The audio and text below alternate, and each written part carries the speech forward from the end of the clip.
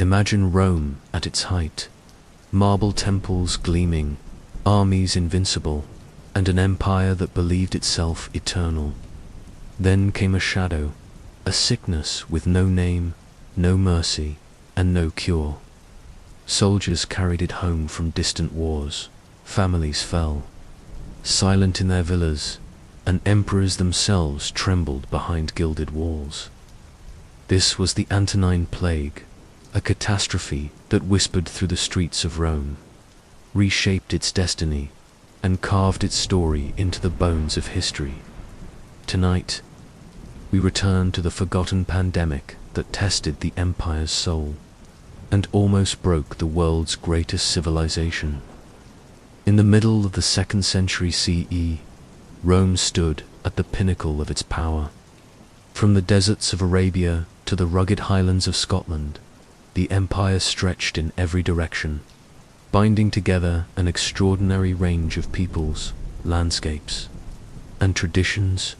This was the age of Marcus Aurelius and Lucius Verus, a time often remembered as the last glow of Rome's golden age, when the empire seemed immovable, its might unquestioned, its prosperity unshakable.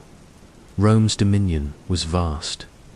At its core lay the Mediterranean, transformed from a contested sea into what the Romans proudly called Mare Nostrum, our sea. Every coastline was rimmed with Roman ports, fortresses, and trade stations. Soldiers patrolled its waters. Merchants sailed its routes, and grain ships moved in endless convoys to feed the millions living in the empire's cities. The city of Rome itself, swollen with more than 1 million inhabitants, towered above all rivals. Its monuments of marble, its basilicas and temples, its aqueducts carrying water across miles of countryside, all spoke of confidence, permanence, and wealth on a scale the world had never seen. The emperors who ruled during this period embodied both the achievements and the challenges of such an enormous dominion. In 161 CE, Marcus Aurelius, the philosopher king, later immortalized in his Meditations, ascended the throne alongside his adoptive brother, Lucius Verus. It was an unusual arrangement, for Rome had rarely seen emperors share power. But the adoption system, refined since the reign of Nerva and Trajan, had produced a line of capable rulers. Under Marcus and Verus, the empire continued to project strength, but cracks were already forming beneath the polished surface of its golden facade. Economically, Rome thrived. Wealth poured in from provinces and colonies, carried along the arteries of trade that reached as far as India and China. Roman coins have been unearthed on the shores of the Indian Ocean, while silk and spices flowed back into the markets of Antioch, Alexandria, and Rome. Cities across the empire flourished. Athens revived as a cultural hub. Alexandria remained a beacon of knowledge, and Carthage prospered anew under Roman rule. Roads, aqueducts, and amphitheaters symbolized the empire's ability to shape landscapes and unify regions under its architectural stamp. The military, too, remained formidable. Legions, stationed on the frontiers, guarded against incursions from Germanic tribes, Parthian cavalry, and nomadic raiders. Veterans of decades-long service returned to their homes rewarded with land, often in newly settled provinces, spreading Roman customs and securing loyalty. Discipline, engineering skill, and iron discipline still marked the Roman army as one of the most formidable fighting forces in history. Yet, beneath this grandeur lay seeds of fragility. The empire's prosperity depended on the constant movement of goods, armies, and people across vast distances. What made Rome resilient in one sense also made it vulnerable in another. The very networks that brought silk from China and grain from Egypt could also carry threats unseen and unimagined. Disease, hidden within caravans, or clinging to the clothes of soldiers, could move as swiftly as trade itself. The reign of Marcus Aurelius and Lucius Verus also exposed the delicate balance of power at the top. Marcus was a man steeped in philosophy, drawn more to reflection and writing than to the hard pragmatism of war. Lucius Verus, younger and less disciplined, often preferred luxury and leisure, while Marcus remained in Rome, devoting himself to governance. Verus was dispatched eastward to lead the campaign against Parthia, Rome's most persistent rival in the east. It was in this context that whispers from the east began to reach Roman ears. The Parthian frontier, stretching across Mesopotamia, was a zone of constant tension. Rome and Parthia clashed repeatedly over Armenia, the buffer state wedged between their spheres of influence. In 161 CE, a new war erupted when the Parthians invaded Roman Armenia and Syria.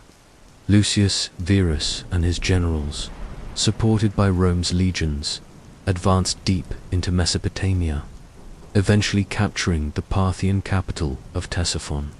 Triumph followed, and Rome celebrated another demonstration of its superiority. But the cost of this campaign was hidden. Soldiers returning from the east did not come back alone. They carried with them more than trophies of victory, more than stories of conquest. In their ranks, invisible and silent, traveled an enemy far deadlier than any Parthian horseman. The empire at its height was also an empire at risk. Its size, which was its greatest strength, made it impossible to seal its borders against unseen forces. The urban density of Rome's great cities, the very symbol of its civilization, became breeding grounds for contagion once new diseases entered their crowded streets. Trade routes that stretched across continents allowed pathogens to spread with speed unprecedented in earlier times. Even in this moment of triumph, the writings of Marcus Aurelius show a man aware of fragility. His meditations, though deeply personal, reflect on mortality, the impermanence of glory, and the need for resilience in the face of suffering. While he could not yet know the full scale of the coming disaster, his words seemed to foreshadow the trials Rome would endure. He wrote, "Do not act as if you had 10,000 years to live. Death hangs over you. While you live, while it is in your power, be good." For an emperor presiding over the height of imperial glory, such reflections were striking, and they reveal an awareness that the empire's grandeur was built on human lives. Fragile and fleeting, the illusion of invincibility was powerful but deceptive. Rome's leaders, its elites, and its common citizens believed their empire was eternal. They saw roads stretching to the horizon, aqueducts that defied nature, amphitheaters that staged spectacles for tens of thousands. They saw wealth flowing, in armies returning victorious, monuments rising higher. To many, it must have felt as though Rome could withstand anything. Yet nature would soon remind them otherwise. The empire's interconnectedness, its reliance on human movement, its crowded urban centers, and its faith in the permanence of its systems were all vulnerabilities waiting to be exploited. The whispers from the east, the distant reports of strange illnesses among soldiers, the unexplained deaths along the march were dismissed as rumors, as isolated misfortunes of war. In truth, they were the first signals of a storm that would sweep across the known world. The Antonine Plague, which would later ravage Rome and leave millions dead, was not yet visible. But the stage was set. The empire, at its height, had reached a point where its very strengths, wealth, mobility, connectivity, scale, had created conditions for disaster in 166 CE. as triumphal parades marched through the streets of Rome. Celebrating victory over Parthia, citizens gathered in awe. Laurel wreaths adorned the victors, incense burned in temples, and the city swelled with pride. No one could see the unseen passengers returning with the legions. The empire that had conquered so many lands had unknowingly invited within its borders a foe it could not fight with swords or legions.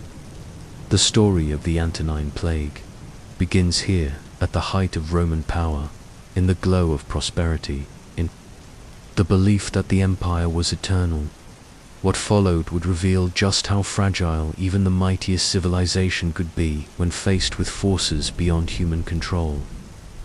In the year 161 CE, scarcely months after Marcus Aurelius had been elevated to the purple, Rome's uneasy peace was broken. Far from the marble forums of the capital, the eastern frontier erupted once again into war.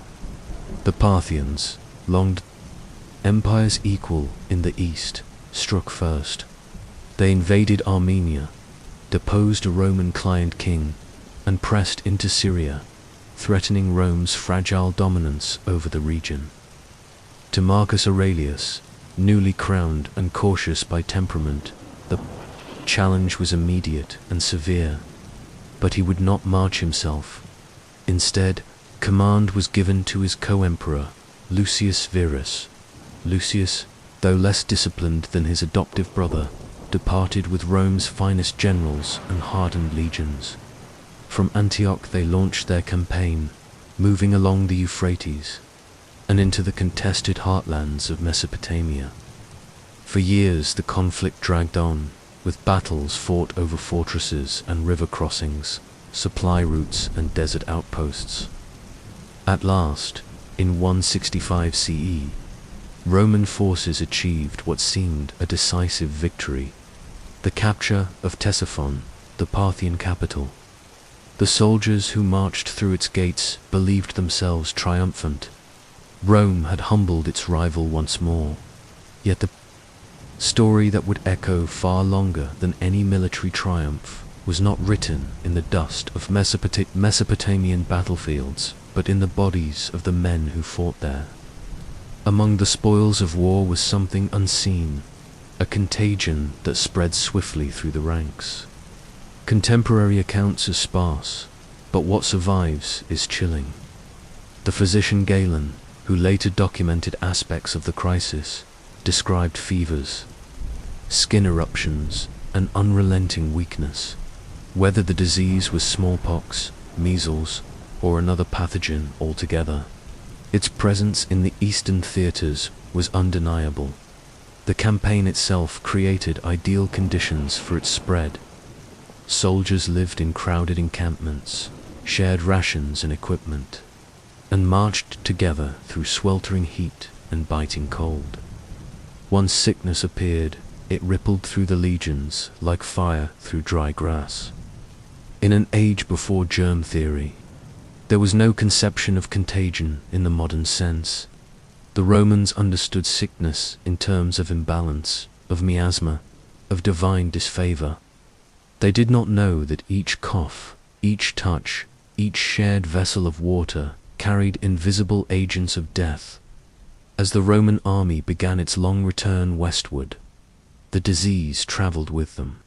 From Mesopotamia to Syria, from Syria to Asia Minor, the movements of tens of thousands of soldiers ensured that the contagion would not remain isolated. The armies were not only Rome's sword but also its bloodstream, pumping sickness into the very veins of the empire. By the time the returning legions passed through Antioch, they had already sown death across the region. From Antioch the road led to the Aegean, to Greece, and ultimately to Italy. The pattern of transmission was relentless. Cities were the most vulnerable nodes. Antioch, one of the great metropolises of the East, with its narrow streets, crowded markets, and immense population, was devastated. From there, trade ships carried both goods and sickness along the coasts of Asia Minor. The Aegean Sea, once a highway of prosperity, became a corridor of infection. On the march through Greece, the plague claimed more soldiers, but civilians. They began to fall ill in staggering numbers.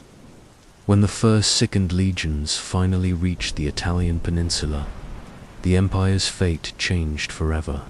They returned not as conquering heroes, but as unwitting carriers of an epidemic that would dwarf the Parthian War in its impact. In Rome, citizens thronged to greet them, as was tradition when victorious armies returned. Laurel wreaths were distributed, sacrifices offered, and processions filled the avenues. But in the midst of celebration, an unseen enemy slipped into the capital.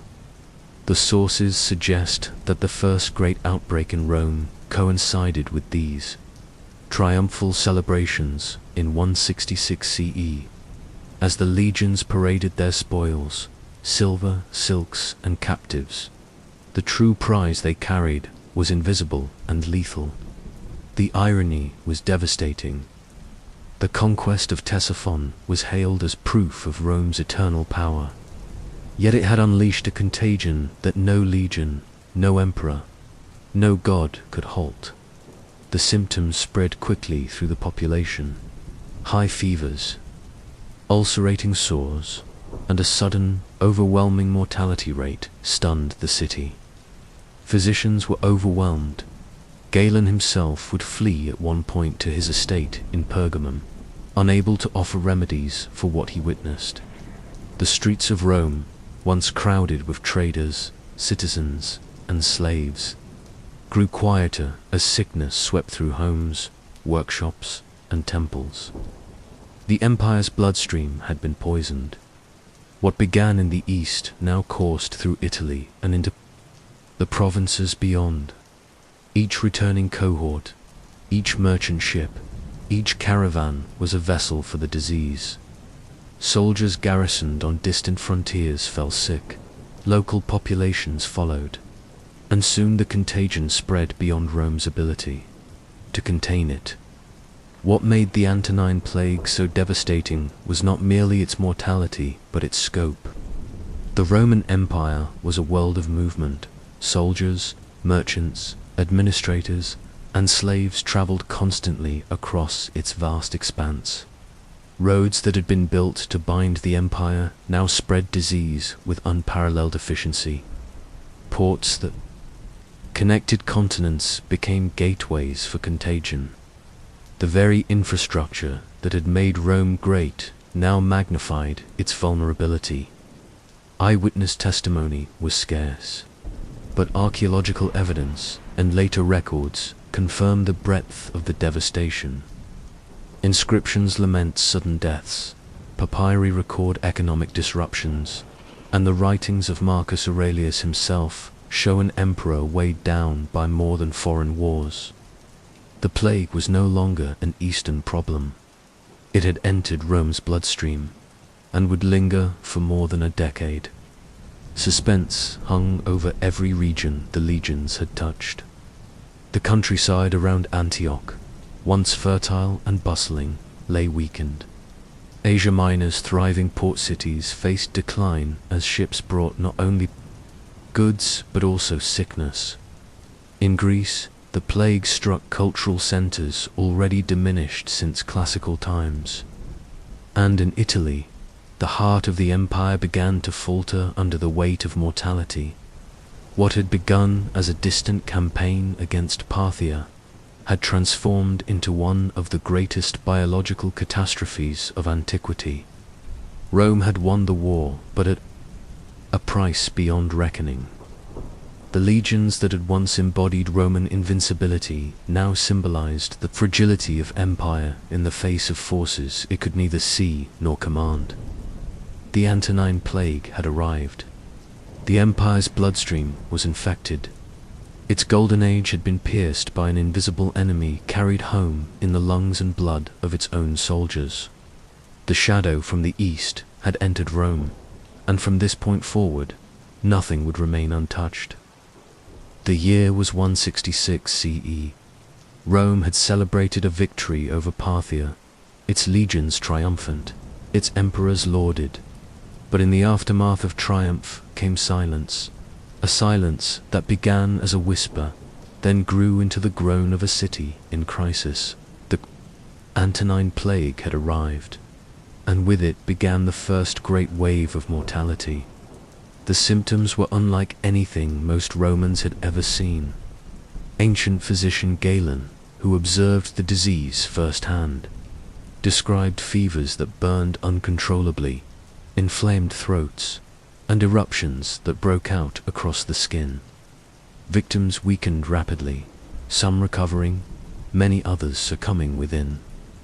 Days in his writings, Galen noted black or ulcerating pustules, a detail that has led modern scholars to suspect smallpox as the likely culprit. Others suggest measles, but the debate endures. What is certain is that the epidemic was sudden, violent, and devastating in scale. Rome's urban landscape made it fertile ground for contagion. The city was a crowded labyrinth of insulated multi-story tenement blocks where families lived, side by side, often sharing water sources and communal latrines. In such conditions, once the plague entered a household, it spread with terrifying efficiency. Rich and poor alike were vulnerable. Senators died, as did slaves, artisans, and soldiers. Funeral pyres burned endlessly outside the walls, black smoke rising into the sky, a grim reminder of the scale of loss. Eyewitness accounts were rare, but fragments survive. Galen recorded that during peak outbreaks, the disease could kill up to 2,000 people per day in the city of Rome alone. Modern demographic studies suggest that mortality across the empire may have reached between 10 and 15% of the total population, possibly as many as 5 million lives lost. This first wave was not a passing storm. It stretched across years, striking hardest between 166 and 169 CE, and leaving whole regions depopulated. The military backbone of the empire suffered heavily. Cohorts stationed in Italy and Gaul fell ill, their numbers decimated. Recruitment slowed, discipline faltered, and campaigns stalled as soldiers struggled to maintain their ranks. On the frontiers, enemies watched closely. The Marcomanni and Quadi along the Danube sensed weakness, launching raids into imperial territory. For the first time in generations, Rome's legions looked vulnerable beyond the battlefield. The plague cut into Rome's economy. Agriculture, the lifeblood of the empire, was disrupted as farmers and laborers perished. Grain supplies from the fertile Nile Valley were interrupted when the disease spread into Egypt, carried by sailors along Mediterranean trade routes. In urban centers, workshops and markets grew quiet. Inflation followed as scarcity deepened. Cultural life did not escape unscathed. Theaters and amphitheaters, usually filled with crowds seeking entertainment, became sites of fear. Rumors spread that gatherings worsened the contagion and attendance dwindled. Religious processions and sacrifices multiplied as people sought divine protection. Temples to Apollo, Asclepius, and other healing deities filled with offerings. Yet no god seemed to answer. The plague did not respect social or political status. Members of Rome's elite succumbed, and the imperial family itself felt its sting. Co-emperor Lucius Verus fell ill in 169 CE and died, possibly from the epidemic. His death left Marcus Aurelius to rule alone, weighed down by grief and the mounting crises of war and pestilence. The sudden loss of an emperor underscored to the Roman people that even the most powerful were not beyond reach of the plague. For ordinary Romans, daily life was marked by dread. The sick were often abandoned in fear of contagion. Burial customs strained under the sheer number of dead. Traditional rites could not be observed for everyone, and many bodies were cremated or buried hastily. Inscriptions from the period mourn multiple members of the same household, a testament to the speed with which families were erased. Yet the empire endured. Civic institutions, though weakened, did not collapse entirely. Grain distributions continued when possible, though irregularly. Public officials attempted to maintain order in cities. In the countryside, smaller communities sometimes weathered the storm better than urban centers, insulated by distance from major trade routes. Survival often depended on geography as much as fortune. Outside Rome, the plague spread relentlessly along the empire's arteries. In Asia Minor, towns shrank as mortality rose. In Gaul and Spain, inscriptions record sudden gaps in community leadership, suggesting local elites had been swept away. Egypt's papyri reveal disruptions in taxation and legal transactions, evidence of a society faltering under demographic collapse. Across the empire, scars deepened that would not heal for generations. The psychological impact was profound. Rome's citizens were accustomed to famine, war, and localized epidemics. But never before had such widespread, prolonged mortality shaken the empire. Philosophers and writers reflected on the fragility of human life. Stoicism, championed by Marcus Aurelius, provided one framework for understanding: to accept death as part of the natural order, to remain steadfast in duty despite suffering.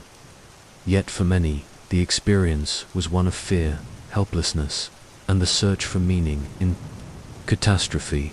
Historians later called this outbreak the Antonine Plague, linking it forever with Marcus Aurelius' dynasty.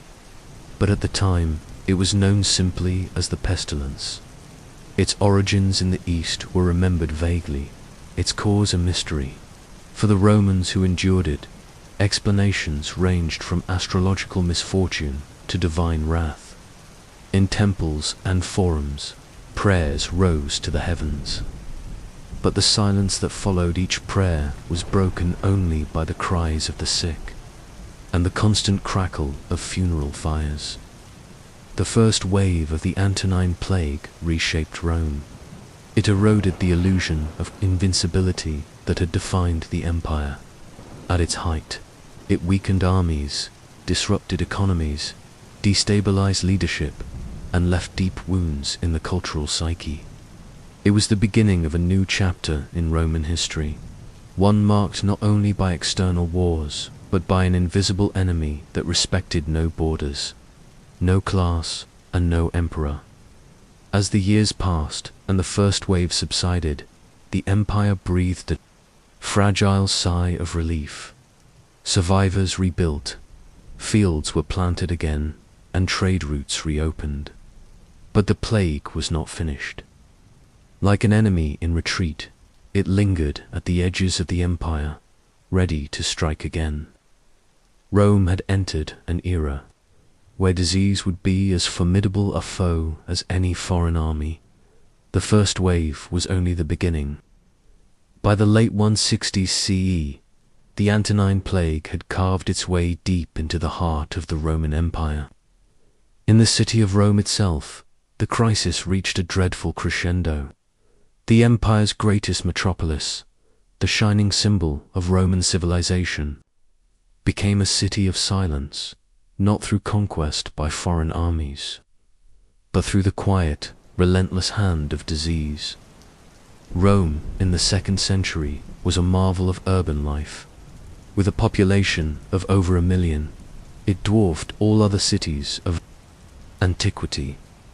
Its forums bustled with merchants and officials. Its theaters echoed with performance, and its streets pulsed with the footsteps of senators, slaves, soldiers, and traders from across the empire. Aqueducts brought fresh water, while massive stored the grain shipped in from Egypt to feed the multitudes.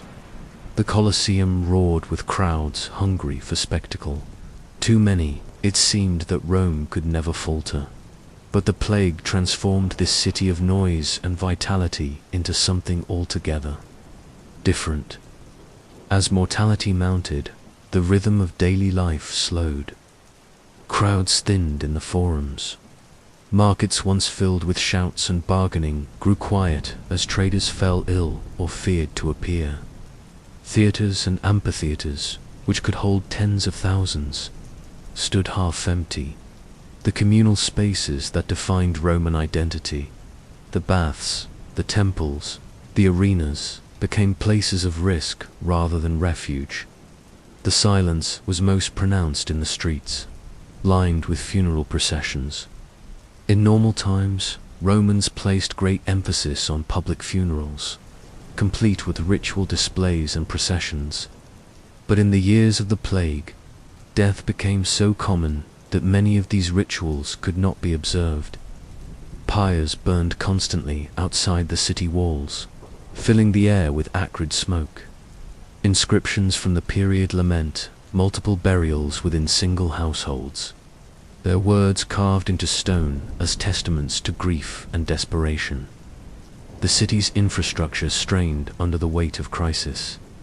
Water carriers, market vendors, and grain distributors fell sick in large numbers. Without them, food supplies became unpredictable. The famed grain dole, the monthly distribution of bread to citizens, faltered. Famine and disease often walked hand in hand, and the plague years were no exception. Malnutrition deepened vulnerability, and hunger sharpened fear. The religious life of Rome also changed in this time of silence. Temples were filled with offerings as citizens pleaded with the gods for deliverance. Apollo, long associated with healing, received renewed devotion, as did Asclepius, whose shrines across the empire were sought out by the sick. Processions of priests moved through the city, offering sacrifices to appease divine wrath. Yet the persistence of the plague suggested to many that the gods were either indifferent or angry beyond reconciliation. In desperation, new forms of piety gained ground, and small religious sects found fertile soil in a population searching for meaning. Medical practice faced its greatest challenge. Galen, Rome's preeminent physician, was present during the plague, though he fled the capital at its worst moments to avoid exposure. He described the symptoms carefully: fever, diarrhea, and a rash of pustules that sometimes scabbed over. But his treatments, mixtures of herbs, bloodletting, attempts to balance the body's humors, offered little relief. Roman medicine, advanced though it was for its time, had no cure for what ravaged the empire.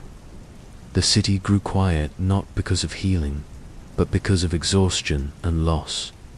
The silence was also social. Fear altered human relationships. Families abandoned members who showed symptoms, hoping to save themselves. Neighbors turned away from one another. In the insulae, where multiple families shared cramped apartments, suspicion grew and bonds of community frayed. Survival often meant isolation, an unnatural state for a city whose strength had always lain in its collective life. Rome's silence was not absolute. However, there were moments when the cries of the sick pierced it, when carts of bodies rolled through the streets, when priests' chants echoed from temples. But compared to the city's normal cacophony, these sounds only deepened the sense of emptiness. Writers of later centuries would compare the Antonine Plague to the great plagues of medieval Europe. And though the accounts are fewer, the same patterns of fear, loss, and dislocation were present. The plague did not stop Rome's governance entirely. Marcus Aurelius, burdened with the weight of rule, remained in the city during crucial phases. Though he often retreated to military fronts as war on the Danube demanded his presence. His meditations, written during these years, reflected deeply on mortality and the impermanence of human achievement. He urged himself to accept what was beyond control, to remain steadfast despite the loss surrounding him. His words, written in Greek, were private reflections never intended for publication, but they stand today as testimony to an emperor grappling with the silence of his capital. The demographic toll of the first wave of plague reshaped Rome for generations. Scholars estimate that the city may have lost as much as a quarter of its population. Entire neighborhoods were left with shuttered doors. Skilled workers disappeared, leaving projects unfinished. Recruitment for the army, already strained, became even more difficult as Rome's great reservoir of manpower diminished. The silence in the streets echoed in the barracks, the fields, and the workshops. Yet, amid this silence, resilience also emerged. Survivors adapted. Families that endured took in orphans, ensuring continuity. Civic officials sought to maintain stability despite overwhelming odds. The city never entirely ceased functioning. Its silence was heavy, but it was not final. Rome's resilience, the same resilience that had seen it rise from a small Italian city-state to the center of the known world, persisted even in plague years. But the silence left scars. It altered the psyche of the empire. The illusion of Rome's eternity was broken. Citizens who had once believed the empire invincible now knew that unseen forces could devastate even the greatest city. The silence was a reminder that power and wealth could not shield humanity from nature's hand. The Antonine Plague's first wave ended eventually, as all epidemics do, when it had burned through enough of the population. But Rome was not unchanged. The city of noise, of festivals and games, of forums and markets, had been transformed. The silence that lingered was not only physical but spiritual. It was a silence of memory, of absence, of lives lost and futures cut short. The city of Rome endured, but its voice was quieter. And in that quiet lay the knowledge that the empire had entered a new era, one where silence could descend again. At any time, the shadow of the plague remained, a reminder that the triumphs of legions and emperors could be undone, not by barbarians at the gates, but by something carried unseen in the breath of a returning soldier. When Lucius Verus died in 169 CE, Rome was left in the hands of Marcus Aurelius alone, the philosopher-emperor who had always preferred study and reflection to spectacle and war, now carried the full weight of the empire on his shoulders. At a time when Rome most needed decisive leadership, Marcus faced an agonizing dilemma: how to govern a world brought low by plague, while also defending its vast borders against relentless enemies. Marcus Aurelius was not a man of conquest by nature. Born in 121 CE, he had been drawn from an early age to philosophy, particularly the Stoic school. His mentors, including Junius Rusticus, instilled in him the ideals of discipline, reason, and acceptance of fate. Even as emperor, he rose early, studied texts, and wrote private notes that would later become his meditations. He aspired to live as a servant of duty rather than as a master of men. Yet fate offered him little rest. The Antonine Plague struck, hardest during his reign. He witnessed its devastation first-hand in Rome, where citizens perished by the thousands each day, and in the provinces, where whole towns were depopulated. But even as the empire was crippled, crises on its borders multiplied. Along the Danube, Germanic tribes pressed into Roman territory. The Marcomanni, sensing weakness, launched invasions that threatened Italy itself. In the east, Rome's hold on newly conquered Mesopotamian lands slipped away. Marcus faced the stark reality of governing a world collapsing under the dual weight of pestilence and war. The emperor's dilemma was threefold: protect the empire militarily, sustain it economically, and preserve its moral fabric in a time of despair. Each task was monumental. Together, they would test Marcus Aurelius beyond endurance. Militarily, the plague had decimated Rome's legions. Recruitment lagged as mortality thinned the pool of eligible young men. Veterans died, replacements dwindled, and entire cohorts were left undermanned. To sustain his armies, Marcus turned to unconventional measures. He recruited slaves and gladiators into military service, a decision that scandalized Rome's elite but reflected the desperation of the moment. Even criminals and gladiators condemned to the arena were granted reprieve if they agreed to fight for the empire. Survival required compromise, and Marcus was willing to make it. Financially, the crisis was just as severe. The empire's revenues fell sharply as taxpayers perished and agricultural production declined. To fund the army and maintain civic distributions in Rome, Marcus resorted to selling imperial possessions. The treasures of the palace, golden goblets, silver statues, jewels, and even the Empress Faustina's silk garments were auctioned in the Forum of Trajan. Citizens were stunned to see their emperor part with such wealth, but the gesture revealed Marcus's stoic resolve. Possessions were transient, duty eternal. Morally, the plague posed the deepest challenge. Rome's citizens, fearful and grief-stricken, turned to superstition, scapegoating, and despair. Foreigners and minority communities were sometimes blamed for the contagion. Temples overflowed with desperate offerings. Marcus himself, though devoted to philosophy, did not dismiss religion. He authorized state sacrifices and rituals to appease the gods.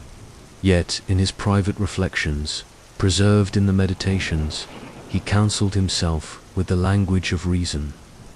"You could leave life right now," he wrote. "Let that determine what you do and say and think." These words reveal an emperor who lived daily with the awareness of death's nearness, yet strove to act with integrity and resolve. The dilemma grew sharper in 169 CE. When the plague struck, the army gathered for the northern campaigns. Soldiers stationed at Aquileia, preparing to repel Germanic invasions, fell ill in vast numbers. The disease spread so quickly that Marcus was forced to withdraw, fearing the annihilation of his forces. This moment marked the empire's vulnerability. In stark relief, the greatest military power of the ancient world could be undone, not by battle, but by sickness within its own camps. And yet, Marcus did not surrender. Once the epidemic subsided enough to allow movement, he returned to the Danube, determined to confront the Mucomani. He spent much of the next decade on campaign, leading his troops personally despite his age, poor health, and the continuing presence of disease. His commitment to duty became legendary. Even in the military camps along the Danube, he carried his books, writing meditations in the quiet hours of night. His words were not intended for others, but they reveal a man constantly balancing the demands of empire with the philosophy that anchored his soul. The emperor's dilemma was not only political and military, but deeply personal. He had watched his co-ruler, Lucius Verus, succumb to the plague. He had seen members of his household and his court taken by the disease. He feared for his children, and with reason. Of his many children with Faustina, only a handful survived. Into adulthood, the mortality of the Antonine Plague deepened this tragedy. robbing him of heirs and burdening him with grief. Yet Marcus Aurelius carried on. He sought to embody the Stoic principle of enduring what cannot be changed while striving to act justly in all that could. His decisions were not always perfect. His reliance on Commodus, his surviving son, as heir would later prove disastrous. But in the midst of plague and war, his ability to maintain the empire's cohesion was remarkable. The emperor's dilemma, to protect, to provide, to endure, defined his reign.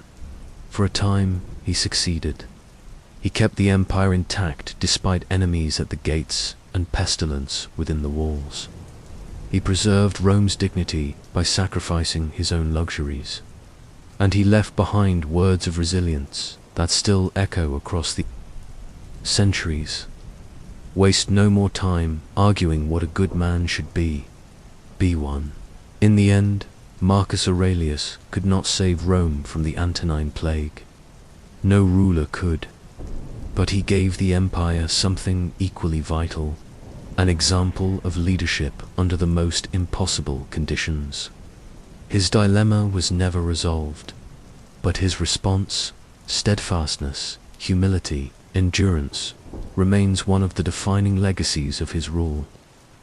The Antonine Plague confronted Rome with a crisis that medicine could not solve. It was a test not only of armies and emperors, but of knowledge itself. At the height of the epidemic, physicians, priests, and ordinary citizens searched desperately for remedies. In a world where the line between science and superstition was thin, medicine and mysticism intertwined in Rome's struggle to confront the unknown.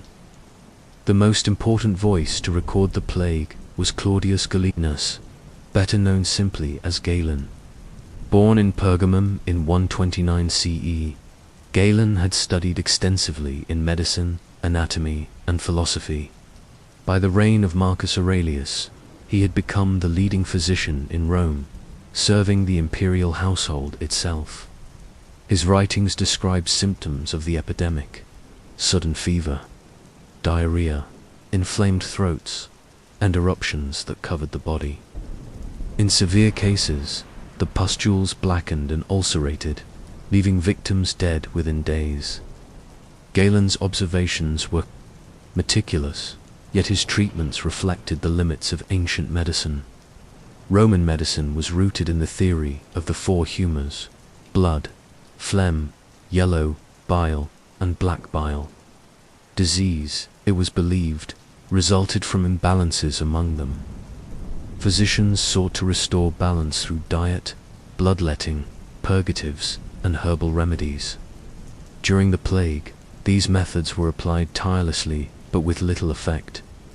Galen recommended warm compresses for fevers, dietary adjustments for digestive symptoms, and poultices for skin eruptions. Some patients survived, many did not. Without knowledge of viruses or bacteria, Roman physicians fought an enemy they could not see, with weapons that were largely symbolic. Rome was not without medical institutions.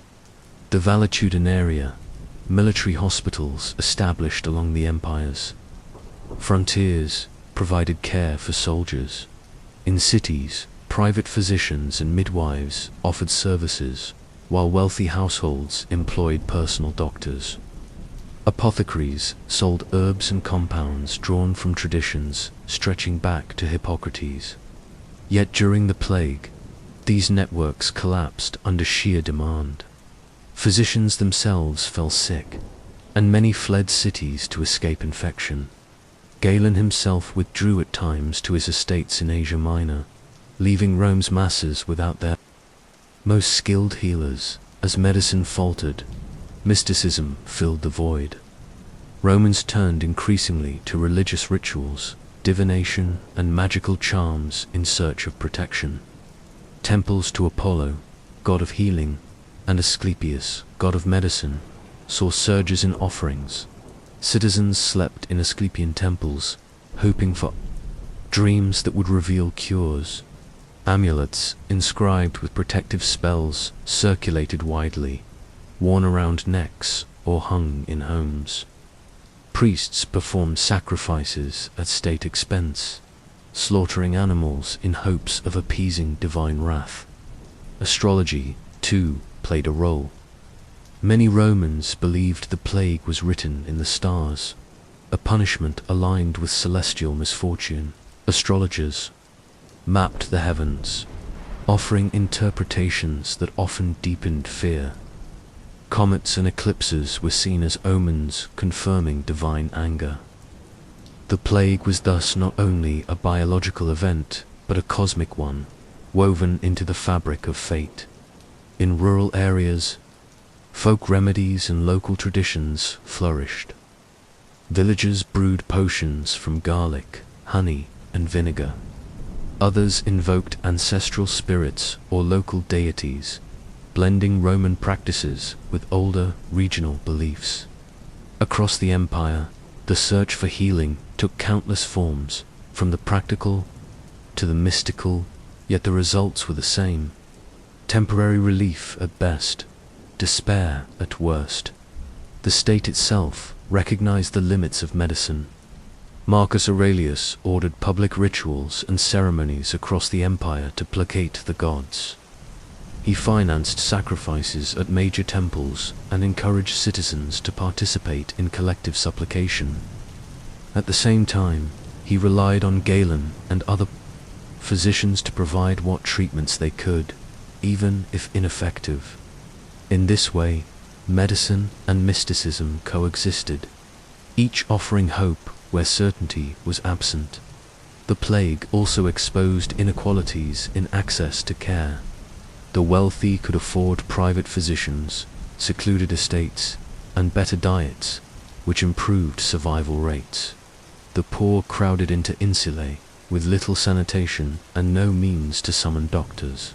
For them, charms, amulets, and communal prayers were often the only recourse. Inscriptions from poorer neighborhoods revealed dedications to local gods, thanking them for survival or pleading for deliverance. The contrast between rich and poor in access to healing mirrored the wider inequalities of Roman society. Despite its failures, the epidemic left a lasting mark on Roman medicine. Galen's descriptions of symptoms influenced medical thought for centuries.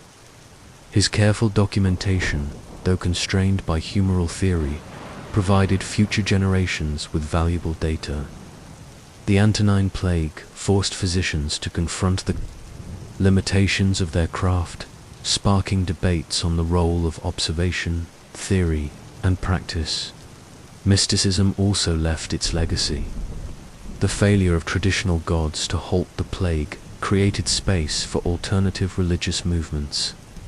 Christianity, still a small sect in the 2nd century, gained quiet traction as Christians offered care to the sick and emphasized spiritual meaning in suffering. While the religion would not flourish openly until later, the plague years sowed seeds of disillusionment with Rome's old pantheon and interest in new forms of faith. Medicine and mysticism during the Antonine Plague revealed the human response to catastrophe in antiquity. With no cure and little understanding, Romans reached for every tool available: scientific, spiritual, and magical. Their struggle highlights both the resilience and the desperation of a society confronted with forces beyond its comprehension. For Marcus Aurelius, the dilemma was acute.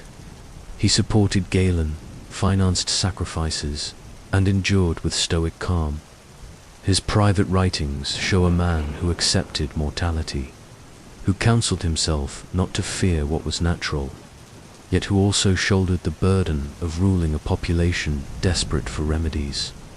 His example reflected the fusion of medicine and mysticism, reason tempered by ritual, philosophy bound with faith.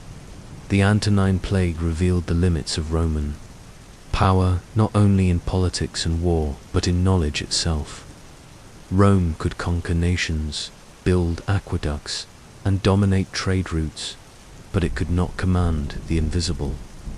medicine and mysticism, each in its way, tried to bridge the gap between human vulnerability and divine mystery. Neither succeeded fully, but both left their mark on the empire's story. The Antonine Plague was not confined to Rome. The empire stretched across 3 continents, its arteries of trade and communication pulsing with soldiers, merchants, and officials. Once the disease entered this system, it moved with frightening speed.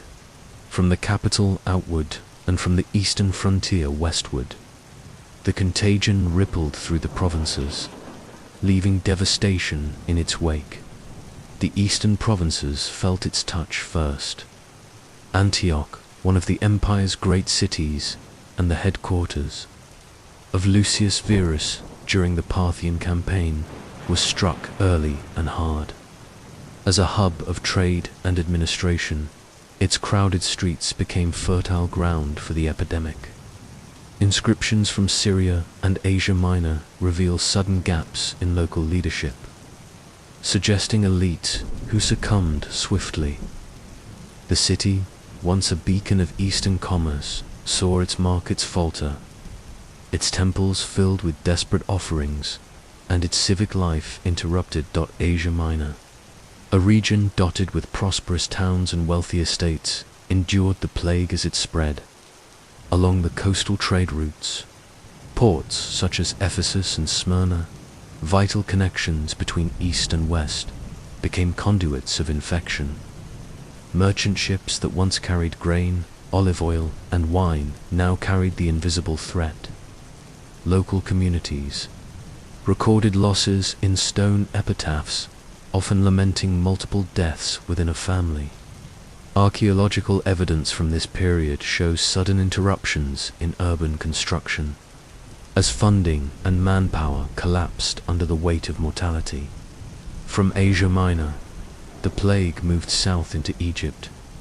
Alexandria, the empire's second largest city, was a center of learning, commerce, and grain production. Its libraries and academies symbolized the heights of intellectual achievement, while its fertile Nile Valley fed millions across the empire. When the plague reached Egypt, the consequences were immense. The annual grain shipments that supplied Rome faltered, creating shortages that compounded the crisis in the capital.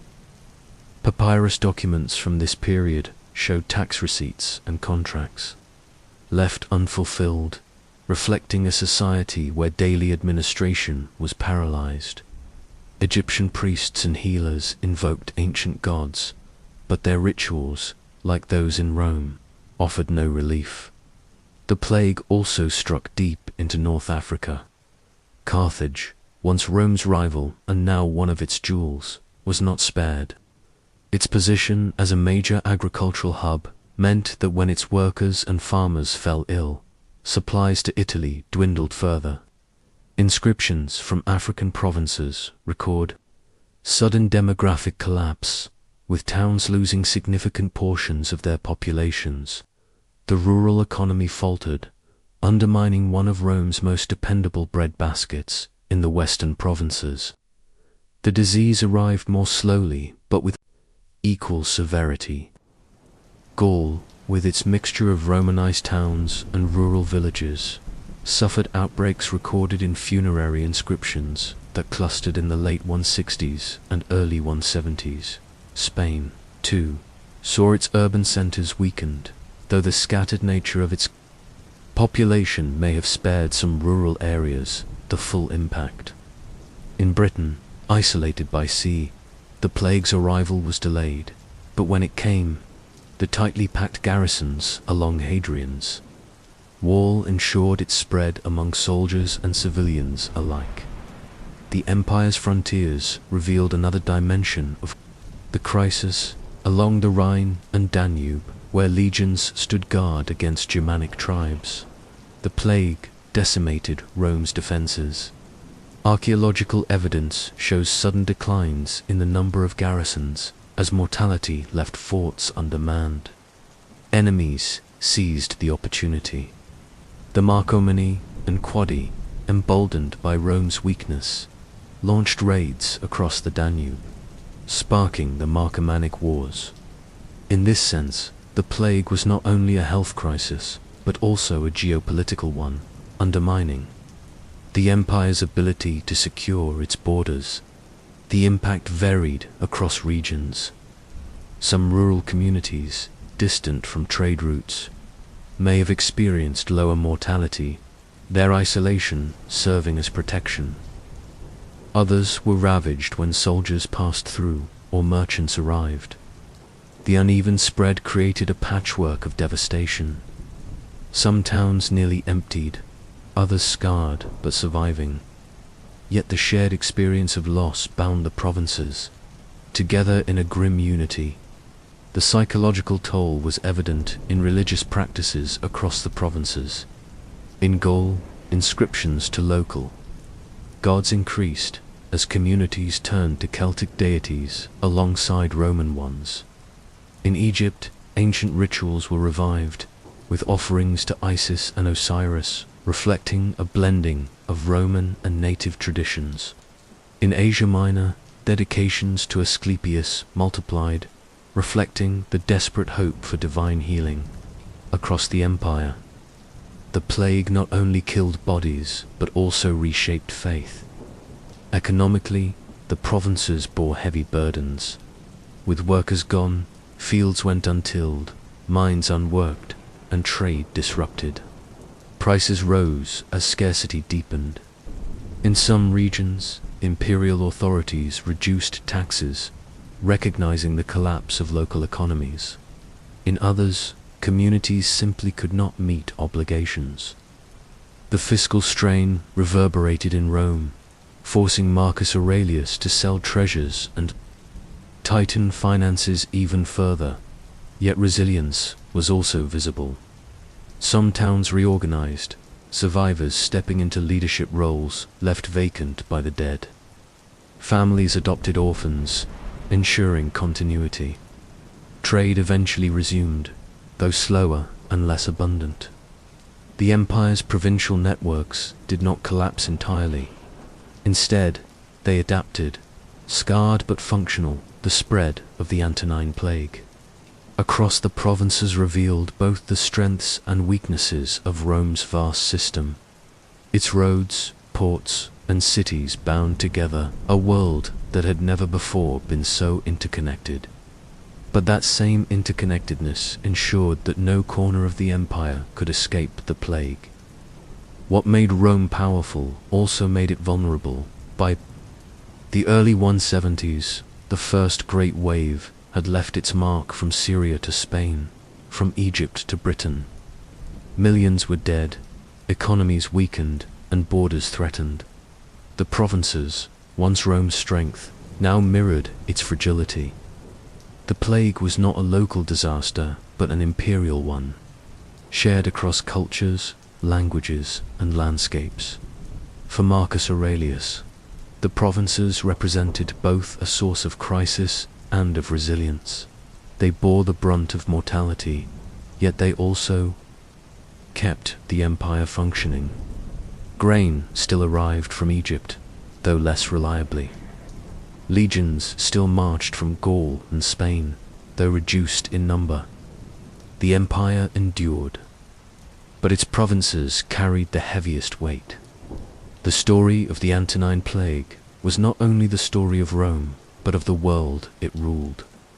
Its provinces, vast and diverse, felt the shadow of disease as deeply as the capital itself. From bustling Alexandria to remote garrisons on the northern frontier, the plague revealed a truth that all Romans, rich or poor, senator or soldier, would come to understand. No one was beyond its reach. In moments of catastrophe, humanity seeks explanations. When the Antonine Plague swept across the Roman world, it not only claimed lives, but also shook the spiritual foundations of the empire.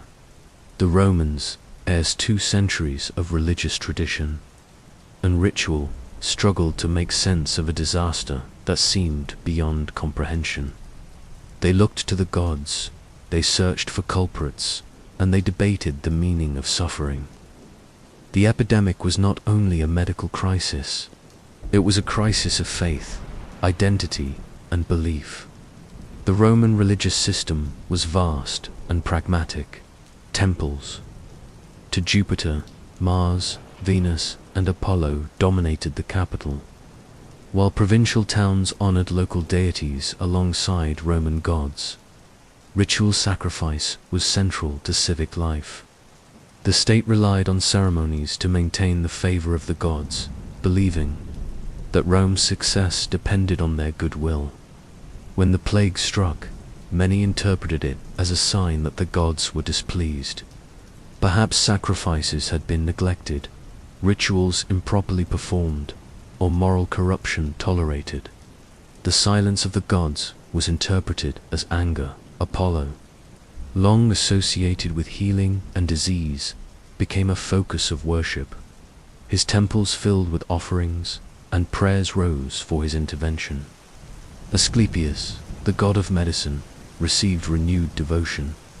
Inscriptions from Asia Minor and Greece record dedications to him during the plague years, as communities sought relief through divine dreams and rituals of incubation. Citizens slept in temples, hoping for visions that would prescribe cures. These practices reflected an enduring belief that the gods communicated through dreams, offering guidance in times of distress. But not all responses were unifying. Fear often turned to blame. Foreigners, minorities, and religious outsiders became scapegoats. In Rome and other cities, whispers spread that the plague was punishment for the neglect of traditional gods, or worse, for tolerating new and impious cults. Suspicion fell on Christians, still a small but growing community in the 2nd century. Their refusal to participate in state sacrifices made them convenient targets.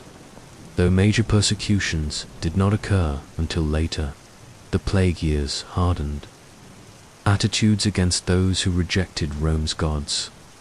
The plague also revived older superstitions. Amulets inscribed with magical formulas circulated widely, worn around the neck or buried beneath thresholds.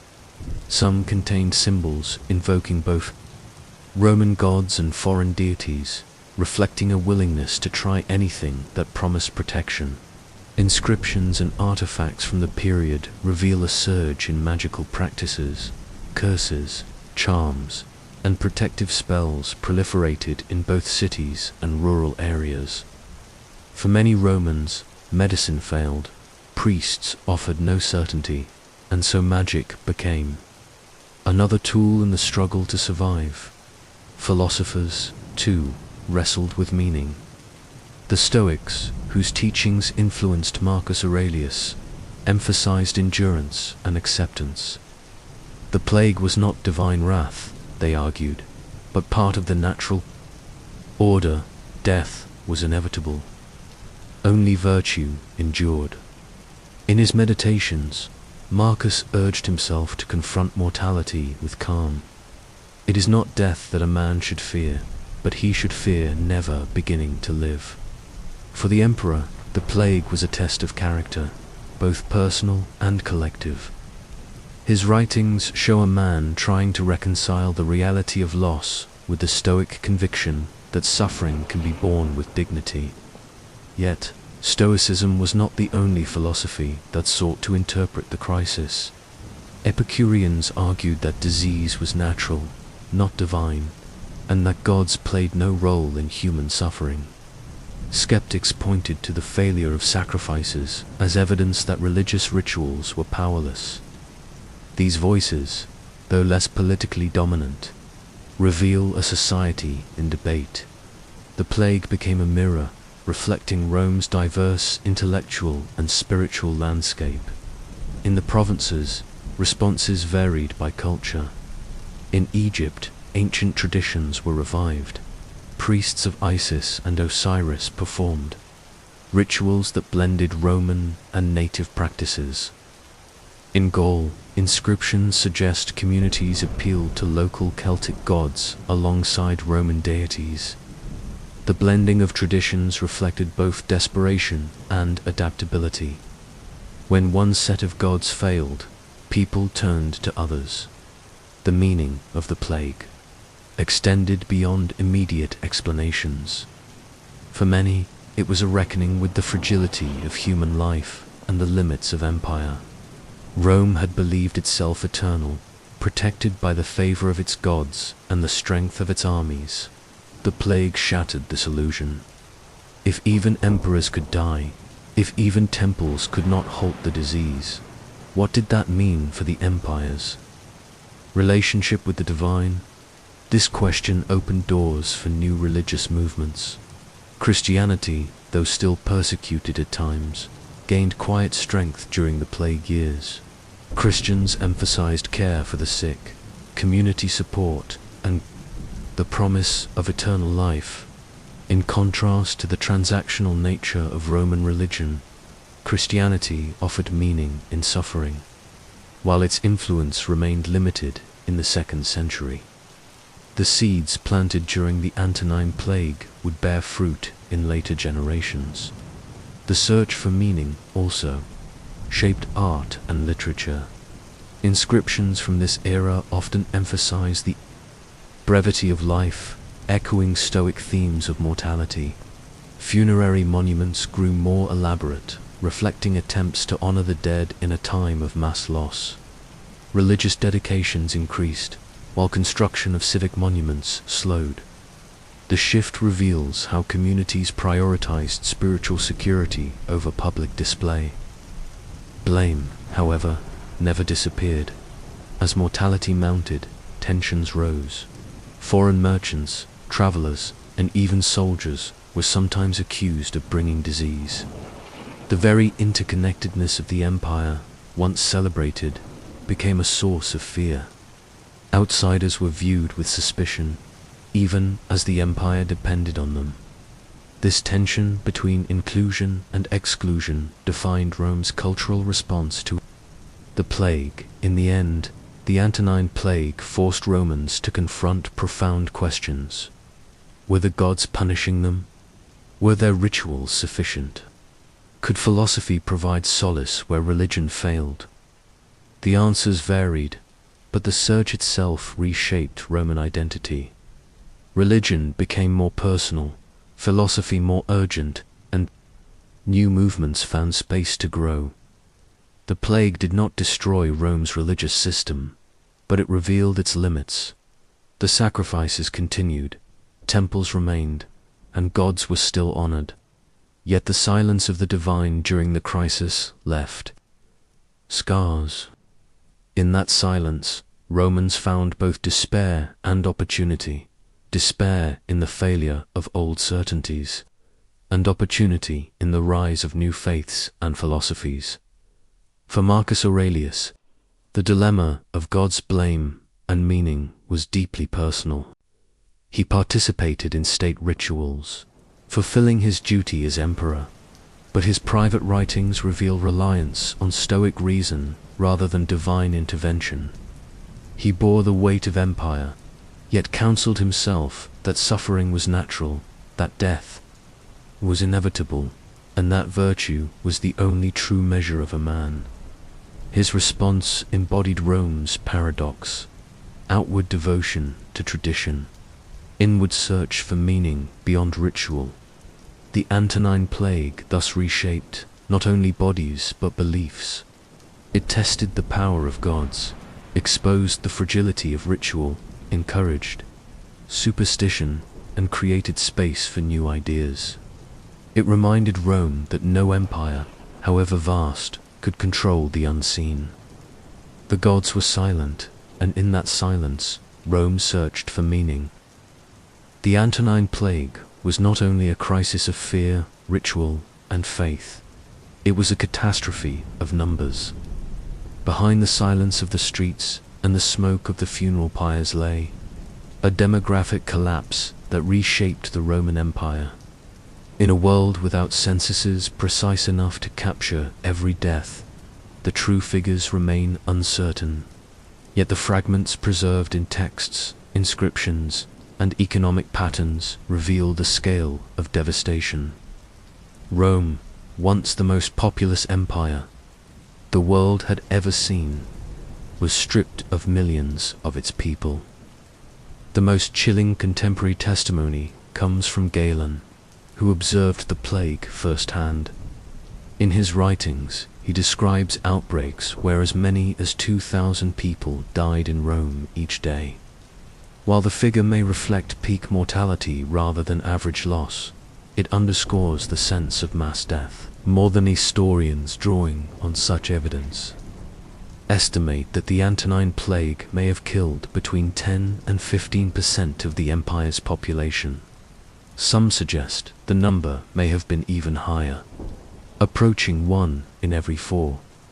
The empire in the 2nd century CE may have contained 60 to 70 million people. If mortality reached 10%, 6 to 7 million perished.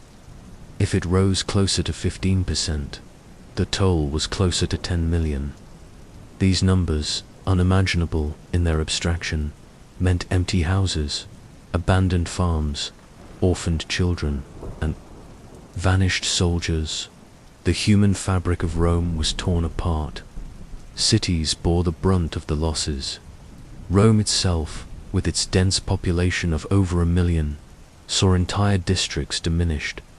Archaeological evidence suggests gaps in construction and repair during the late 160s and early 170s, reflecting shortages of labor and resources. Inscriptions from across the empire show families commemorating multiple deaths in short spans, sometimes entire lineages extinguished. Towns in Gaul, Asia Minor, and North Africa recorded sudden voids in civic leadership, with magistrates and local elites lost to the epidemic. The countryside suffered as well. Agricultural estates, dependent on slaves and tenant farmers, lost vital labor. Fields went unplowed, harvests were lost, and food shortages followed. Egypt, long the empire's breadbasket, recorded disruptions in grain shipments. Papyri from the Fayum reveal contracts abandoned and rents unpaid, evidence of rural communities struggling to survive. In Italy, estates that once exported surplus grain struggled to meet even local needs. The chain reaction of mortality led to famine in some regions. Compounding the devastation, the military endured staggering losses. The plague spread rapidly in camps, where soldiers lived in close quarters. Cohorts along the Danube and Rhine were gutted, leaving fortresses undermanned. Recruitment faltered as young men perished in civilian life. Marcus Aurelius resorted to desperate measures, drafting gladiators, slaves, and even convicts to fill the ranks. Estimates suggest that some legions may have lost half their strength. The Marcomannic Wars fought along the northern frontier during the height of the epidemic were shaped as much by disease as by combat. Rome's enemies exploited the weakness, pressing deeper into imperial territory than they had in generations. Economically, the toll of numbers was visible in inflation. With fewer farmers producing crops and fewer traders moving goods, scarcity drove prices upward. Coin hoards discovered by archaeologists suggest that individuals buried wealth in times of insecurity, fearing theft or collapse. Tax revenues declined sharply as landowners died or production faltered. In response, Marcus Aurelius auctioned palace treasures in the Forum of Trajan, a symbolic act that revealed the strain on imperial finances. The loss of population also reshaped society. Skilled laborers vanished, leaving shortages in construction, crafts, and trade. Apprenticeships were broken as masters died without successors. Inscriptions show sudden gaps in professions once stable. The plague created not only demographic, but cultural voids, as traditions of skill and artistry were interrupted. The toll was not evenly distributed. Urban centers suffered greater mortality than isolated rural areas, where communities could avoid contact with travelers. Wealth offered some protection, as elites fled to country estates, though even they were not immune. The poor, crowded in insulae with little sanitation, bore the heaviest burden. Mortality reinforced social inequalities, but it also disrupted them. Families of humble origins sometimes rose in prominence when elites were extinguished. The empire's collective psyche bore scars as deep as the numbers themselves. Inscriptions and epitaphs from the late 2nd century emphasize themes of brevity and fragility of life more than earlier ones. Parents mourned multiple children. Communities lamented leaders lost before their time. The tone of grief was sharper, more resigned, reflecting an awareness that death had become not occasional but constant. The toll of numbers also carried geopolitical consequences. With fewer soldiers and resources, Rome's ability to project power abroad diminished. Territories, once securely held, became vulnerable. The Marcomannic Wars strained the empire's capacity to its limits. For the first time since Hannibal, barbarian forces threatened northern Italy itself. The empire survived, but at the cost of enormous effort, revealing its fragility beneath the veneer of strength in later centuries. The Antonine Plague would fade from memory, overshadowed by later crises. But in its own time, it marked a turning point. The numbers cannot be reduced to statistics alone. Each figure represented a life: a farmer in Gaul, a merchant in Antioch, a soldier on the Danube, a child in Rome. Their absence reshaped families, communities, and the empire as a whole. The toll of numbers revealed a truth Rome had long denied, that even the greatest empire could not escape the vulnerabilities of humanity. Its legions could conquer Parthia. Its engineers could build aqueducts across mountains. Its administrators could tax and govern millions. But none of these could halt an invisible enemy. By the early 170s, as the first wave of plague subsided, the empire stood diminished. Millions were gone. The economy limped, the army struggled, and the social fabric was frayed. Rome endured, but it was not the same empire that had entered the 160s in triumph. Its numbers told the story of fragility, loss, and survival. Even as the Antonine Plague ravaged Rome, the empire's borders burned. Nature's invisible enemy showed no mercy, but neither did Rome's human foes. To the north, beyond the Danube River, Germanic tribes watched with sharp eyes. The Marcomanni, the Quadi, and their allies saw opportunity in Rome's weakness. With legions reduced by disease, garrisons undermanned, and recruits scarce, the frontier defenses faltered. War could not be delayed. In 166 CE, the same year the plague erupted in Rome, pressure along the Danube intensified. The Marcomanni launched raids across the frontier, striking into Pannonia, and even threatening northern Italy. For the first time since Hannibal's invasion 5 centuries earlier, enemy warriors would soon press dangerously close to the heartland of the empire. Marcus Aurelius, reluctant to leave Rome during the epidemic, but compelled by duty, marched north to confront the threat.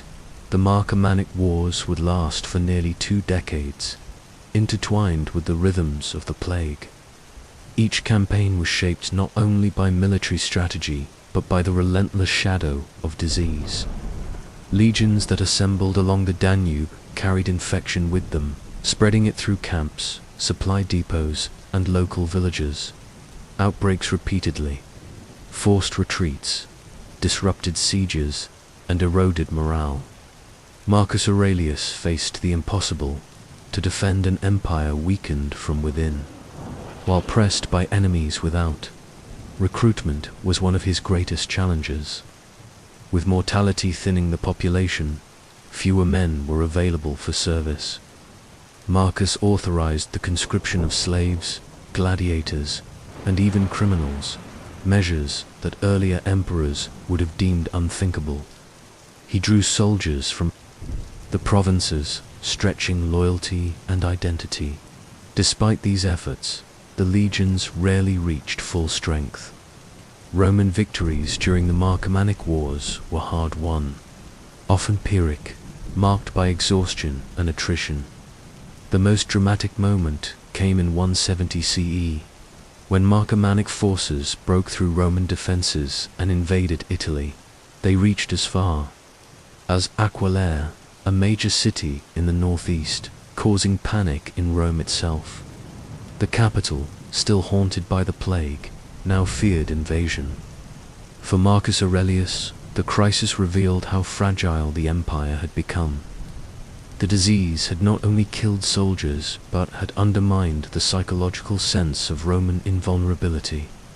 Despite setbacks, Marcus persisted. Campaign by campaign, he pushed the tribes back across the Danube. His leadership, though burdened by grief and illness, remained steady. In 172 CE, during a campaign against the Quadi, a sudden storm saved the Roman army from disaster. Surrounded and outnumbered, the Romans were on the verge of defeat when heavy rain and lightning broke upon the battlefield. Ancient sources, including Cassius Dio, record that the storm allowed the Romans to recover and rout the enemy. To contemporaries, it was a miracle. Some claimed the Christian God had intervened. Others credited Jupiter or the prayers of Egyptian magicians. Whatever the cause, it became a symbol of divine favor in a time of despair. Yet victory never erased the cost. The Marcomannic Wars drained the treasury, stretched manpower thin, and left scars across the frontier. Villages along the Danube lay destroyed, fields abandoned, populations displaced. Refugees streamed into Roman territory, some absorbed, others enslaved. The wars created humanitarian crises alongside military ones, exacerbating the suffering already wrought by plague. Marcus Aurelius did not live to see the conflict fully resolved. His death in 180 CE left his son Commodus to inherit both the war and the epidemic's aftermath. But during Marcus's lifetime, the war that could not wait defined his reign. It revealed the interconnectedness of Rome's crises. The plague weakened the army, which emboldened enemies, which forced war, which in turn spread disease further. There was no escape from the cycle. The war that could not wait demonstrated that the Antonine Plague was not an isolated disaster. It was woven into the empire's political, military, and social fabric. Rome survived, but at a staggering cost. The empire was no longer the same invincible force it had been in 161 CE. The illusion of eternal dominance had been pierced by both human foes and microscopic ones. Even as the Antonine Plague ravaged Rome, the empire's borders burned. Nature's invisible enemy showed no mercy, but neither did Rome's human foes. To the north, beyond the Danube River, Germanic tribes watched with sharp eyes. The Marcomannic, the Quadi, and their allies saw opportunity in Rome's weakness. With legions reduced by disease, garrisons undermanned, and recruits scarce, the frontier defenses faltered. War could not be delayed. In 166 CE, the same year the plague erupted in Rome, pressure along the Danube intensified. The Marcomanni launched raids across the frontier, striking into Pannonia, and even threatening northern Italy. For the first time since Hannibal's invasion 5 centuries earlier, enemy warriors would soon press dangerously close to the heartland of the empire. Marcus Aurelius, reluctant to leave Rome during the epidemic but compelled by duty, marched north to confront the threat. The Marcomannic Wars would last for nearly 2 decades, intertwined with the rhythms of the plague. Each campaign was shaped not only by military strategy, but by the relentless shadow of disease. Legions that assembled along the Danube carried infection with them, spreading it through camps, supply depots, and local villages. Outbreaks repeatedly, forced retreats, disrupted sieges, and eroded morale. Marcus Aurelius faced the impossible: to defend an empire weakened from within. While pressed by enemies without, recruitment was one of his greatest challenges. With mortality thinning the population, fewer men were available for service. Marcus authorized the conscription of slaves, gladiators, and even criminals, measures that earlier emperors would have deemed unthinkable. He drew soldiers from the provinces, stretching loyalty and identity. Despite these efforts, the legions rarely reached full strength. Roman victories during the Marcomannic Wars were hard-won, often Pyrrhic, marked by exhaustion and attrition. The most dramatic moment came in 170 CE, when Marcomannic forces broke through Roman defenses and invaded Italy. They reached as far as Aquilea, a major city in the northeast, causing panic in Rome itself. The capital, still haunted by the plague, now feared invasion. For Marcus Aurelius, the crisis revealed how fragile the empire had become. The disease had not only killed soldiers, but had undermined the psychological sense of Roman invulnerability. Despite setbacks, Marcus persisted. Campaign by campaign, he pushed the tribes back across the Danube. His leadership, though burdened by grief and illness, remained steady. In 172 CE, during a campaign against the Quadi, a sudden storm saved the Roman army from disaster. Surrounded and outnumbered, the Romans were on the verge of defeat when heavy rain and lightning broke upon the battlefield.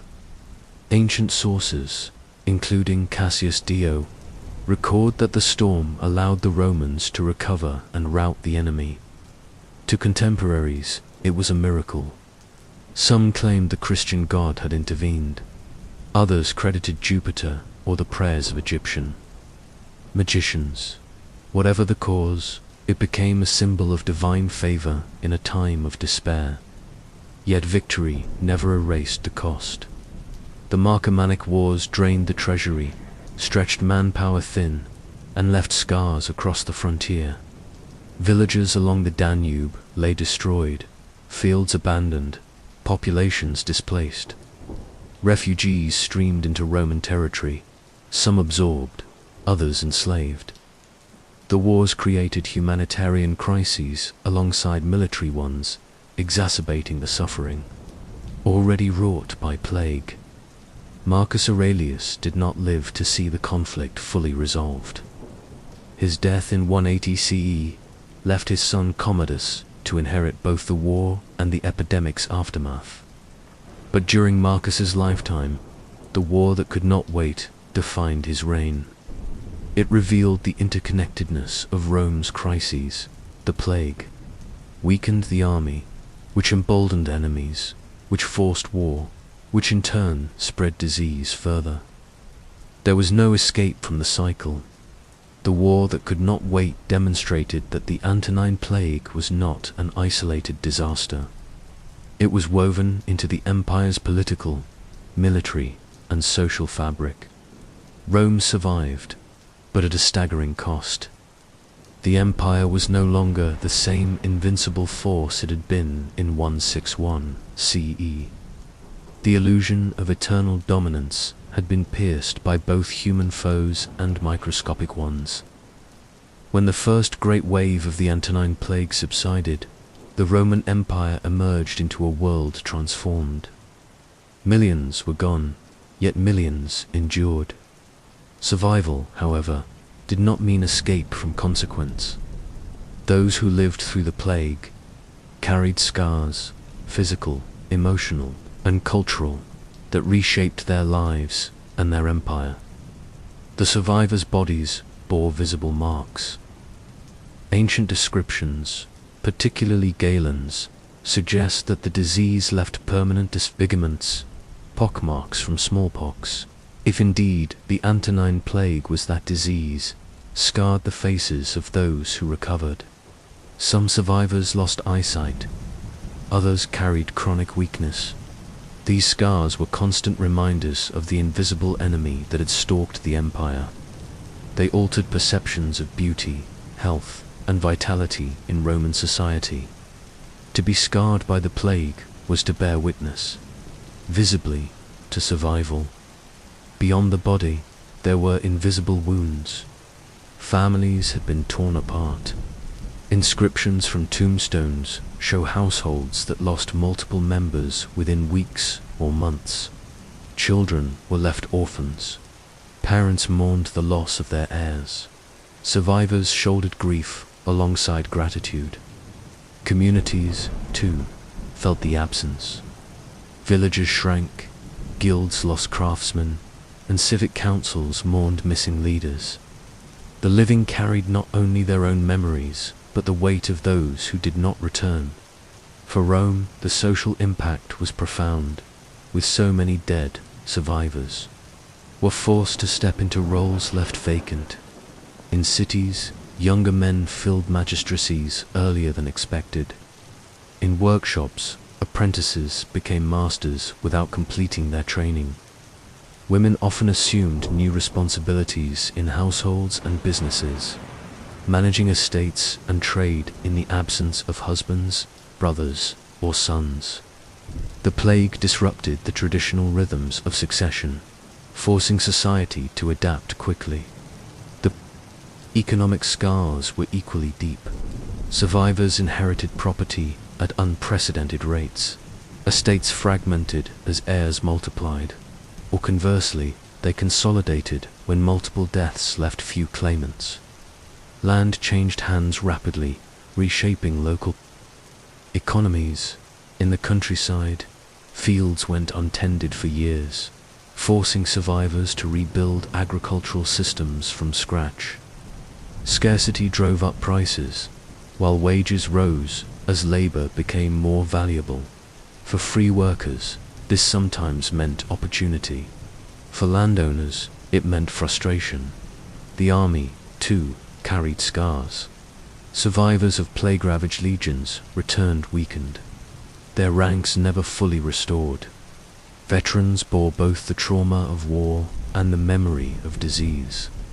Recruitment remained difficult, and the measures taken by Marcus Aurelius, drafting slaves, gladiators, and criminals, left lasting marks on the army's identity. The traditional image of the disciplined, citizen soldier legionnaire was diluted by necessity. Rome's military machine endured, but its cohesion and prestige was scarred. Survivors also faced the psychological burden of uncertainty. Epidemics rarely announced their end, and the Antonine Plague was no exception. Communities never knew if another wave might return. Fear lingered in cities and provinces alike. The memory of funeral pyres and mass burials haunted daily life. This climate of unease shaped attitudes toward religion, philosophy, and fate. The search for meaning did not end with the epidemic. It deepened among the survivors. Religious scars were especially visible. Traditional Roman religion had failed to prevent or halt the plague. Sacrifices to Apollo, Jupiter, and Asclepius had not stemmed mortality. Many survivors continued these practices out of habit or civic duty, but others turned elsewhere. Christianity, though still small, gained followers during this period, appealing to those who sought comfort in community and the promise of eternal life. Mystery cults, such as those of Mithras and Isis, also drew converts, offering personal salvation rather than collective ritual. The religious landscape of the empire was quietly reshaped by survivors' experiences. Culturally, art and inscriptions reflect new preoccupations. Tombstones from the late 2nd century emphasize themes of brevity, loss, and remembrance. Families sought to preserve the memory of those taken suddenly, often listing multiple names on single monuments.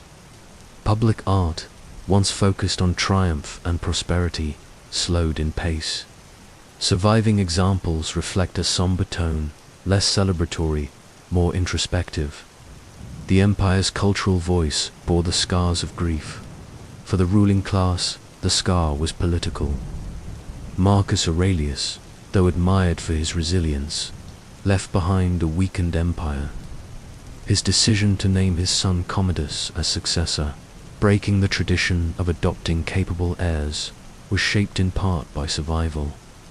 With so few family members left alive, Commodus stood as the only viable option. Survivors in the Senate and provinces recognized the fragility of succession, understanding that dynasties could vanish overnight. The plague had exposed how vulnerable the structures of power were to demographic collapse. The survivors' scars also shaped the empire's future resilience. Having endured one of the greatest mortality events in antiquity, communities developed strategies for adaptation. Some towns restructured labor, others invited immigrants to replenish populations. Slaves were freed more frequently to fill roles, changing the dynamics of Roman society. The empire, scarred but still standing, learned to endure through loss, yet endurance was not triumph. The scars were reminders of vulnerability. Survivors lived with the knowledge that their empire was not invincible, that unseen forces could humble even Rome. This awareness marked a psychological shift. The confidence of the early 2nd century, when Rome believed itself eternal, gave way to a more cautious worldview. Survival had replaced triumph as the empire's guiding experience. In personal terms, the survivors of the Antonine Plague represent resilience against staggering odds. Their scars on their faces, in their families, in their memories, told stories of loss and endurance. They rebuilt farms, repopulated towns, restored legions, and sustained the empire. But they did so as a different people, shaped by catastrophe. Their Rome was not the Rome of unbroken growth and glory. It was a Rome chastened, scarred, and aware of its fragility. The Antonine Plague did not destroy Rome. The empire would survive for centuries more, but it changed Rome forever. The survivors bore the memory, and their scars became the silent testimony of a world transformed. The Antonine Plague did not only thin Rome's population, it unsettled the empire's political foundations. Epidemics do more than kill. They destabilize authority, weaken institutions, and create power vacuums. In the late 2nd century CE, as mortality hollowed out the empire, the structures of Roman power shifted in ways that would shape its future for centuries. The most immediate consequence was the death of Lucius Verus in 169 CE. Whether his death was directly caused by the plague is debated, but the timing during one of its waves made the connection plausible in the eyes of contemporaries. His passing ended Rome's rare experiment with joint rule. Marcus Aurelius was left as sole emperor, carrying alone the immense burdens of war, famine, and disease. This concentration of responsibility deepened his reliance on loyal generals and administrators, but it also revealed the fragility of Rome's political system. Power, at the highest level, depended on the survival of a handful of individuals. The Senate, once the center of Rome's political life, also suffered. Mortality struck its members, depleting its ranks. In many provinces, local elites who formed the backbone of imperial administration died in large numbers, leaving gaps in leadership. Inscriptions across Gaul, North Africa, and Asia. Minor record sudden vacancies in civic offices, often filled by much younger men or by those of lower status than usual. These shifts altered the character of provincial government, redistributing power among survivors, who might not otherwise have risen so quickly. The plague also reshaped the empire's military hierarchy. Commanders who survived gained extraordinary influence, as Marcus Aurelius leaned on them to sustain the northern campaigns. Men such as Avidius Cassius, who distinguished himself in the eastern provinces, rose in prominence. Cassius would later declare himself emperor in 175 CE, though his rebellion was short-lived. His challenge, however, reflected the instability bred by crisis. In a weakened empire, ambitious generals sensed opportunity. The broader shift in power was demographic. With mortality thinning Rome's traditional aristocracy, new families ascended. Survivors inherited wealth and estates, consolidating resources. Freedmen and provincial elites gained prominence in local councils. The rigid hierarchy of Roman society loosened slightly under the weight of catastrophe. Social mobility, rare in ordinary times, accelerated as plague deaths opened pathways. Power became more diffuse, less tied to the great senatorial families of earlier generations. The imperial household itself was not immune. Marcus Aurelius lost several children to illness, leaving him with few heirs. His choice to elevate his surviving son Commodus as successor marked a significant departure from the system of adoptive succession that had characterized Rome's golden age. For nearly a century, emperors had chosen capable heirs from outside their immediate family, ensuring stable transitions. But the plague robbed Marcus of alternatives. Dynastic survival demanded that Commodus, though young and untested, be named heir. This decision would have profound consequences. Commodus came to power in 180 CE. Upon Marcus's death, inheriting an empire scarred by plague and war. His reign, marked by self-indulgence and erratic governance, is often cited as the beginning of Rome's decline. While Commodus himself bore responsibility for his failures, the context mattered. The plague had weakened the state, hollowed its institutions, and concentrated authority in the hands of individuals ill-prepared for its burdens. The empire's resilience was tested as never before. The plague also shifted the balance between center and periphery. Rome remained the symbolic heart, but the crisis forced emperors to spend more time on the frontiers. Marcus Aurelius campaigned for years along the Danube, far from the capital. His reliance on provincial armies and administrators gave greater weight to frontier regions. The Danubian frontier, in particular, became a new center of imperial attention, foreshadowing the later prominence of emperors from Illyria and the Balkans. Economically, power shifted as well. With estates fragmented and manpower scarce, provincial communities gained leverage. The state, desperate for grain, supplies, and recruits, made concessions to local leaders. Tax relief was sometimes granted to devastated regions, weakening central revenues but empowering local elites. The empire's unity, once enforced by abundance, now depended on negotiation and compromise. The psychological dimension of power also changed. The plague shattered Rome's aura of invulnerability. Subjects who had once viewed the empire as eternal now saw its fragility. This shift in perception eroded the ideological foundations of Roman authority. If emperors could not protect their people from unseen enemies, if temples could not summon divine aid, then loyalty was more transactional. The plague sowed seeds of doubt, weakening the cultural glue that bound empire to subject. Yet amidst these shifts, Marcus Aurelius embodied stability. His personal authority, rooted in Stoic philosophy and tireless duty, preserved cohesion through crisis. He sold palace treasures to fund the state, recruited from every corner to fill the legions, and endured the hardships of military life alongside his soldiers.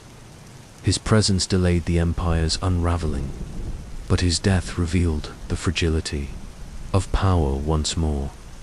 Without Marcus, Rome fell into the hands of Commodus, a survivor of the plague, but a scarred heir unfit for the weight of empire.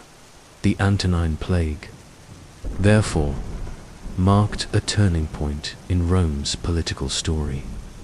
It accelerated the erosion of senatorial influence, elevated military commanders, empowered provincial elites, and forced dynastic changes. The empire survived, but its structures were altered. Power became more centralized in the emperor, yet more precarious in succession. Authority relied increasingly on the loyalty of armies and the charisma of rulers, rather than the stability of institutions. In retrospect, the plague was not only a demographic catastrophe, but a political one. It reshaped who held power, how it was exercised, and what it meant to rule. The survivors inherited not only estates and offices, but the responsibility of rebuilding a fragile empire. The scars of mortality became the fault lines of politics. And in those shifts, the seeds of Rome's later instability were quietly sown. The Antonine Plague was not only a crisis of bodies and politics, it was also a crisis of the soul. In its wake, Roman religion, philosophy, and culture bore new marks, echoes of fear, resilience, and transformation. The plague had disrupted rituals, challenged beliefs, and forced communities to reconsider the nature of the divine, the meaning of suffering, and the fragility of human life. These echoes reverberated across the empire, reshaping its spiritual and cultural landscape in ways that would linger long after the disease itself had subsided. For centuries, Romans had understood their relationship with the divine through the Pax Deorum, the peace of the gods. Rome had prospered, they believed, because it had honored its deities faithfully. Victories in war, expansion of territory, and agricultural abundance were all seen as signs of divine favor. Sacrifices, rituals, and festivals were the means by which this balance was maintained.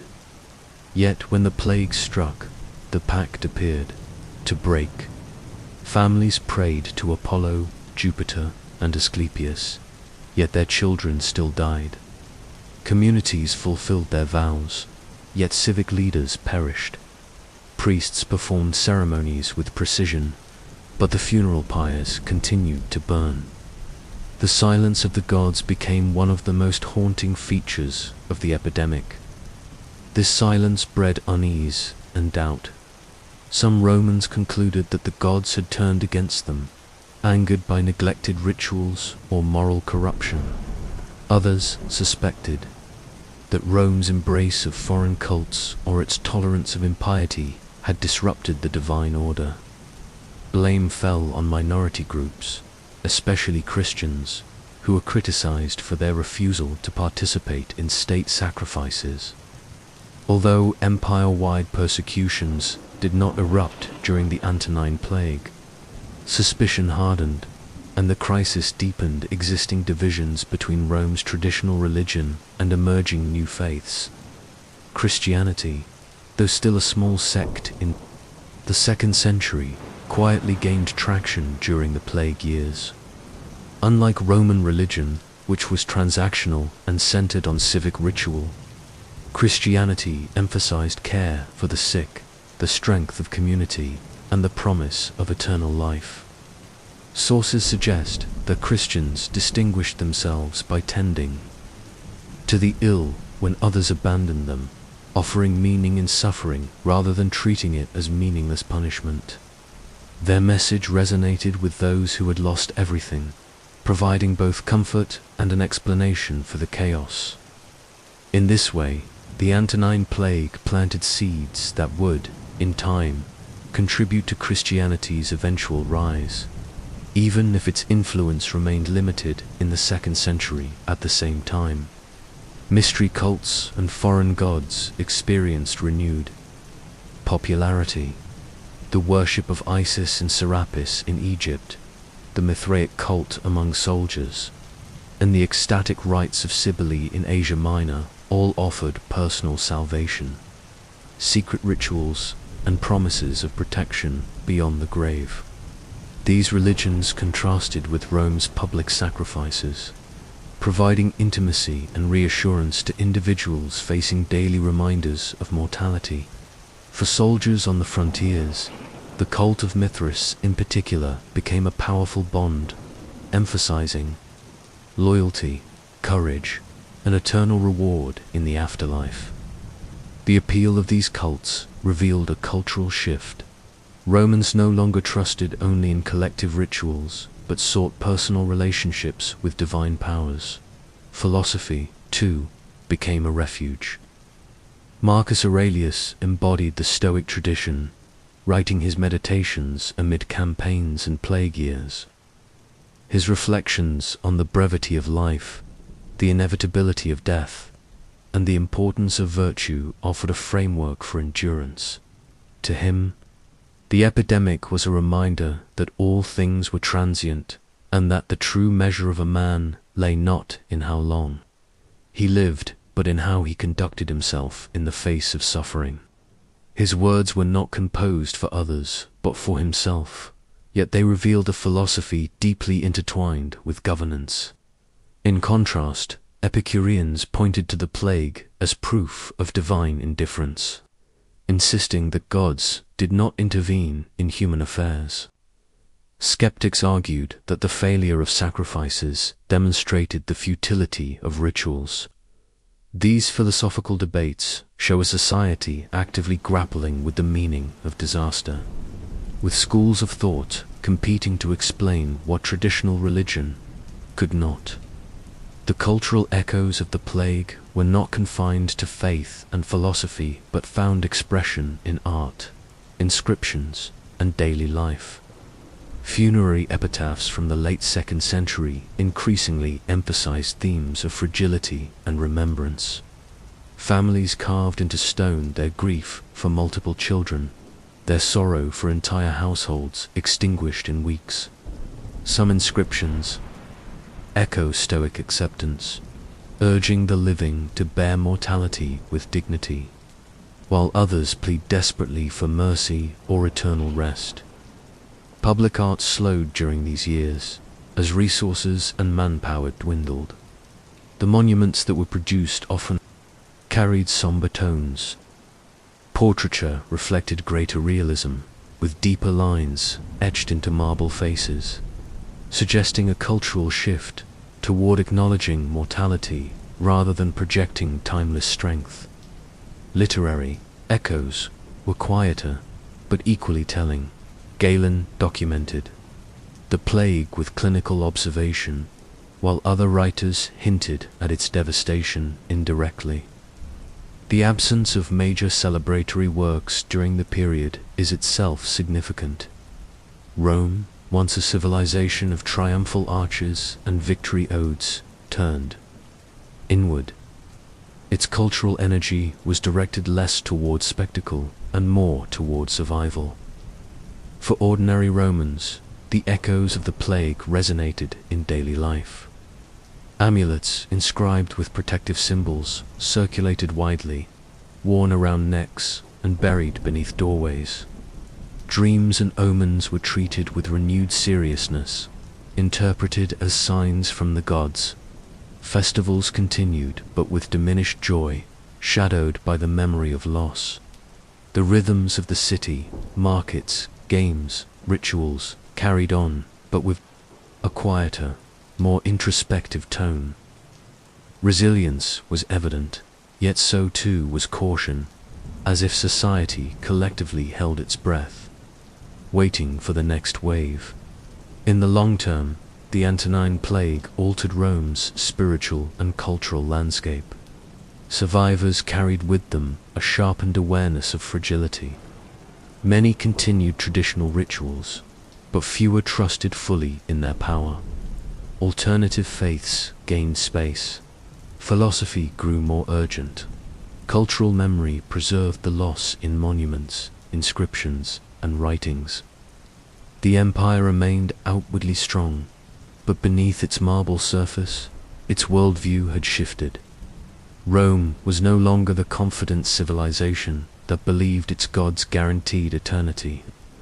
It had become a society more cautious, more questioning, more aware that even the mightiest empire could be humbled by forces it could not see. The echoes of the Antonine Plague were not loud, but they were lasting. They whispered in the inscriptions of grieving families, in the prayers of Christians and initiates of mystery cults, in the quiet lines of Marcus Aurelius's Meditations, and in the shadows cast by half-empty temples. They carried forward into later centuries, shaping the way Romans thought about faith, mortality, and culture.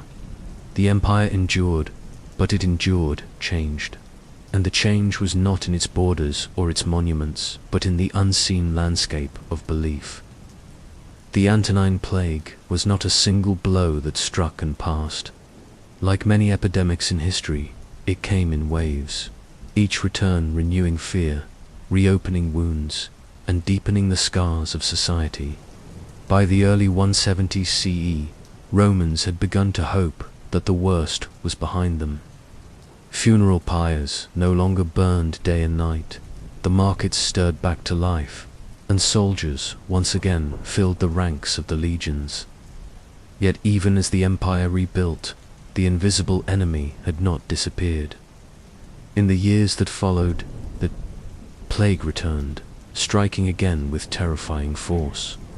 The second wave is less well documented than the first, but the sources that survive leave no doubt of its reality. Galen, who had recorded symptoms during the earlier outbreak, continued to observe its effects. Cassius Dio, the Roman historian, noted its persistence during the reign of Marcus Aurelius. The disease reappeared in cycles, sometimes flaring with intensity, other times receding, but never fully vanishing. It was as if the empire itself had become host to a recurring spectre, one that could not be banished by prayer, sacrifice, or military might. The return of the plague was felt most clearly in the army. Marcus Aurelius had resumed campaigns along the Danube, determined to secure the frontier against the Marcomanni and their allies. But just as in the first wave, disease moved through the camps with ease. Soldiers lived in crowded tents, shared food and water, and marched together along muddy roads. Once the infection entered a legion, it spread rapidly, crippling Rome's military capacity. Some campaigns had to be abandoned altogether. Others were fought with weakened ranks. At times, victory was won not through superior strength, but sheer determination, as Marcus and his commanders forced exhausted soldiers to endure both enemy assaults and the plague's grip in cities. The second wave reignited the dread that had only just begun to fade. Markets grew quiet again, and families withdrew into their homes, fearful of contact. Temples filled with supplicants, priests renewed sacrifices, and astrologers offered grim readings of the skies. The silence of the gods during the first wave had not been forgotten, but desperation drove people once more to rituals both official and private. Amulets, charms, and spells circulated widely, reflecting the population's yearning for protection.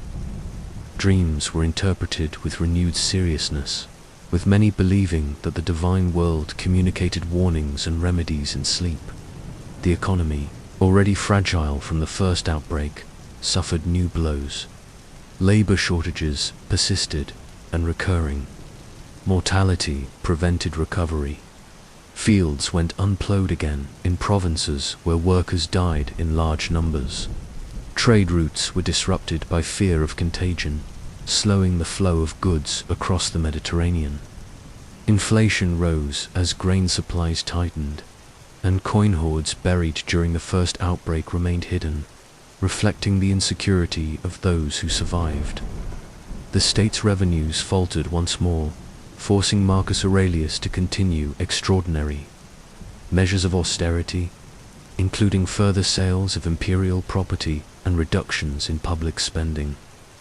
The second wave also deepened social divisions. Wealthy elites often retreated to country estates, hoping that isolation would spare them, while the poor, crowded into urban insulae, bore the brunt of contagion. Inequalities became starkly visible in survival rates, yet even the wealthy could not guarantee safety. Death cut across class, reminding all Romans that the plague respected no boundaries of wealth, status, or power. The psychological impact of the plague's return was profound. Survivors of the first wave had hoped they had endured the worst. The reappearance of mass mortality shattered that hope. Fatalism grew, reflected in inscriptions and epitaphs that emphasized the inevitability of death. Stoic philosophy, already central to Marcus Aurelius's thought, gained resonance in a society forced to accept suffering as part of the natural order. At the same time, despair fueled interest in Christianity and mystery cults, both of which offered more personal answers to the questions of suffering and salvation. The second wave coincided with critical moments in the Marcomannic Wars. Rome faced enemies on multiple fronts, with Germanic tribes pressing from the north and Sarmatians from the east. Disease weakened Rome's capacity to respond, stretching its resources thin. Marcus Aurelius persevered, leading campaigns despite illness and exhaustion, but even victories were overshadowed by the toll of mortality. Some modern scholars argue that the plague prevented Rome from achieving decisive expansion across the Danube, limiting the empire's ability to reshape the frontier. In this way, the epidemic shaped not only Rome's internal life, but its external ambitions. In Rome itself, the second wave renewed the cycle of grief. Funeral pyres once again sent smoke into the sky. Civic institutions strained under the weight of absent officials. Families were forced to bury their dead quickly, sometimes without proper rituals. The cultural memory of the first wave made the second even harder to bear. The trauma was not new but familiar, and familiarity brought despair rather than resilience. For many, it seemed that the empire lived under a curse, and yet Rome endured. The empire did not collapse under the weight of the second wave, just as it had not collapsed during the first. Civic life continued, though scarred. Trade resumed in intervals, armies continued to fight, and the machinery of government functioned, even if unevenly. Survivors once again adapted, filling roles left vacant, rebuilding communities, and reshaping society in the face of loss. The resilience of Rome was remarkable, but it came at a cost. Exhaustion, cultural disillusionment, and an enduring sense of vulnerability. The second wave confirmed what the first had revealed, that Rome, for all its grandeur, was not invincible. Its gods could be silent, its emperors mortal, its legions weakened, and its people scarred. The echoes of this realization would continue to reverberate in the decades that followed. The Antonine Plague was not a single catastrophe, but a recurring trial, testing the endurance of the empire repeatedly. Each wave stripped away more lives, more confidence, more of the illusion of eternity. By the time the plague finally subsided in the late 170s, the Roman Empire had changed irrevocably. The population was diminished, the economy weakened, and the political structure strained. The survivors carried scars not only on their bodies, but in their collective memory. The return of the plague had taught them that survival was possible but fragile, that hope could be renewed but also dashed, and that Rome's greatness was never beyond question. The second wave, like the first, left behind more than corpses. It left behind a society transformed, chastened, cautious, and forever aware that death could return at any moment. For Marcus Aurelius, it meant governing in perpetual crisis. For his people, it meant living in the shadow of recurrence. And for Rome, it meant that the illusion of eternal stability was gone. The Antonine Plague left an imprint on the Roman Empire that was both profound and paradoxical. It was one of the most devastating mortality events of antiquity, reshaping armies, economies, faiths, and philosophies. Yet, unlike later catastrophes, such as the Black Death, it slipped into history with only faint memory, overshadowed by the wars, emperors, and spectacles that continued to define Rome's story. Its legacy, though muted in later chronicles, can be traced in the cracks it left in the empire's foundations, cracks that widened over time, contributing to the long arc of Rome's transformation. Demographically, the plague altered the empire's population in ways that scholars still debate. Estimates suggest that between 5 and 10 million people may have died out of a population of 60 to 70 million. This was not enough to topple the empire outright, but it was sufficient to weaken its resilience. Towns shrank, villages vanished, and agricultural production faltered. Labor shortages forced higher wages in some regions, while in others, estates consolidated as survivors absorbed the lands of the dead. The Roman world after the plague was a smaller, thinner, and more fragile society. The army, the empire's backbone, never fully recovered during Marcus Aurelius's lifetime. Recruitment had become a struggle, forcing emperors to rely on slaves, gladiators, and criminals to fill the ranks. While the legions still fought bravely and sometimes victoriously, their cohesion was weakened. The plague's recurrence in military camps eroded morale and thinned manpower, leaving borders vulnerable. The Marcomannic Wars, which consumed much of Marcus's reign, were shaped as much by the plague as by enemy action. Rome survived those conflicts, but only barely, and its enemies grew bolder in the knowledge that the empire's defenses were no longer invincible. Politically, the Antonine Plague destabilized succession. The death of Lucius Verus left Marcus to rule alone, and the deaths of several of his children left him with only Commodus as heir. By necessity, Marcus broke the tradition of adoptive succession that had given Rome its most capable emperors for nearly a century. When Commodus inherited power in 180 CE, he brought a very different style of rule, indulgent, erratic, and autocratic. Historians often see Commodus's reign as the beginning of Rome's long decline, but the context matters. His elevation was not merely Marcus's personal choice. It was a product of plague-driven mortality that stripped away other options. The epidemic thus helped to set the stage for a less stable imperial future. Economically, the legacy of the plague was visible in inflation, disrupted trade, and declining revenues. Grain shortages became frequent as Egypt's fertile valley suffered repeated outbreaks. Tax records show gaps and irregularities, reflecting both depopulation and administrative breakdowns. The sale of palace treasures by Marcus Aurelius revealed the strain on imperial finances.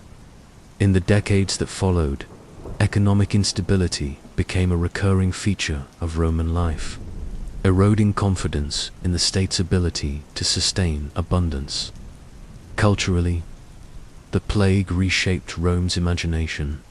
Funerary inscriptions multiplied, emphasizing the brevity of life and the fragility of human existence. Portraiture grew more somber and realistic, reflecting a society chastened by loss. Literature shifted in tone, with philosophy gaining prominence as a guide for living through suffering. Marcus Aurelius's Meditations, though written for himself, became one of the most enduring texts of Western philosophy, a direct product of this era of disease and despair. The cultural confidence of earlier centuries, the belief in Rome's eternity and divine favor, gave way to a more fragile worldview, religiously. The epidemic accelerated transitions already underway. The silence of the traditional gods during the plague eroded confidence in Rome's civic rituals. Mystery cults gained strength, offering personal salvation and intimacy. Christianity, still a minority faith, distinguished itself through care for the sick and its message of eternal life. While the faith's true expansion came later, the Antonine Plague planted seeds of growth by exposing the weaknesses of the old system. The epidemic thus quietly prepared the ground for Rome's religious transformation in centuries to come. Philosophically, the plague underscored the Stoic emphasis on endurance. Marcus Aurelius embodied this response, urging himself to accept death and live with virtue despite suffering. His words echoed the wider struggle of Romans to find meaning in catastrophe. The plague became a philosophical as well as physical test, shaping the way Romans thought about life, fate, and resilience. The legacy of these reflections endured long after the epidemic ended, influencing generations of thinkers. Yet perhaps the most striking legacy of the Antonine Plague is how quickly it was forgotten. Unlike the Black Death in medieval Europe, which transformed demography, economy, and culture so drastically that it dominated historical memory, the Antonine Plague faded into the background of Roman history. It was remembered by historians like Dio and in the writings of Galen, but it never became the central narrative of the age. Wars, emperors, and political dramas claimed the spotlight, leaving the epidemic as a shadow. Part of this amnesia may have been intentional. To dwell on the plague was to acknowledge fragility, to admit that Rome had been humbled not by foreign enemies but by unseen forces. An empire that thrived on triumph preferred to forget reminders of weakness. But the silence of memory does not erase reality. The epidemic reshaped Rome, even if later generations failed to acknowledge it fully. Its demographic losses, military strain, economic disruptions, and cultural shifts left the empire weaker, more fragile, and more vulnerable to the crises of the 3rd century. The so-called crisis of the 3rd century, with its political instability, invasions, and further plagues, can in part be traced back to the vulnerabilities first exposed by the Antonine catastrophe. That the Antonine Plague also left a legacy of perspective. For those who survived, it revealed the impermanence of human achievement. Roads, aqueducts, and monuments could endure, but human lives, no matter how numerous, could be swept away in a matter of years. The empire's glory was real, but it was not eternal. Survivors carried this awareness forward, shaping the tone of a culture that became more cautious, more inward-looking, and more uncertain of its destiny. By the time the plague finally ebbed in the late 170s, Rome was a changed world. Marcus Aurelius, exhausted by years of crisis, would die in 180 CE, leaving his scarred empire to Commodus. The century that had begun with the empire at its golden height ended with a world darker, weaker, and more fractured. Yet the empire endured, surviving for centuries more, carrying forward both its resilience and its scars. The legacy of the Antonine Plague is that of a forgotten catastrophe, one that humbled the greatest empire of antiquity, revealed the fragility of human life, and reshaped the foundations of Roman society. Though history would often overlook it, its impact was real and lasting. It was not only a plague of bodies, but of institutions, beliefs, and memory. Rome survived, but never again could it believe in its own invincibility.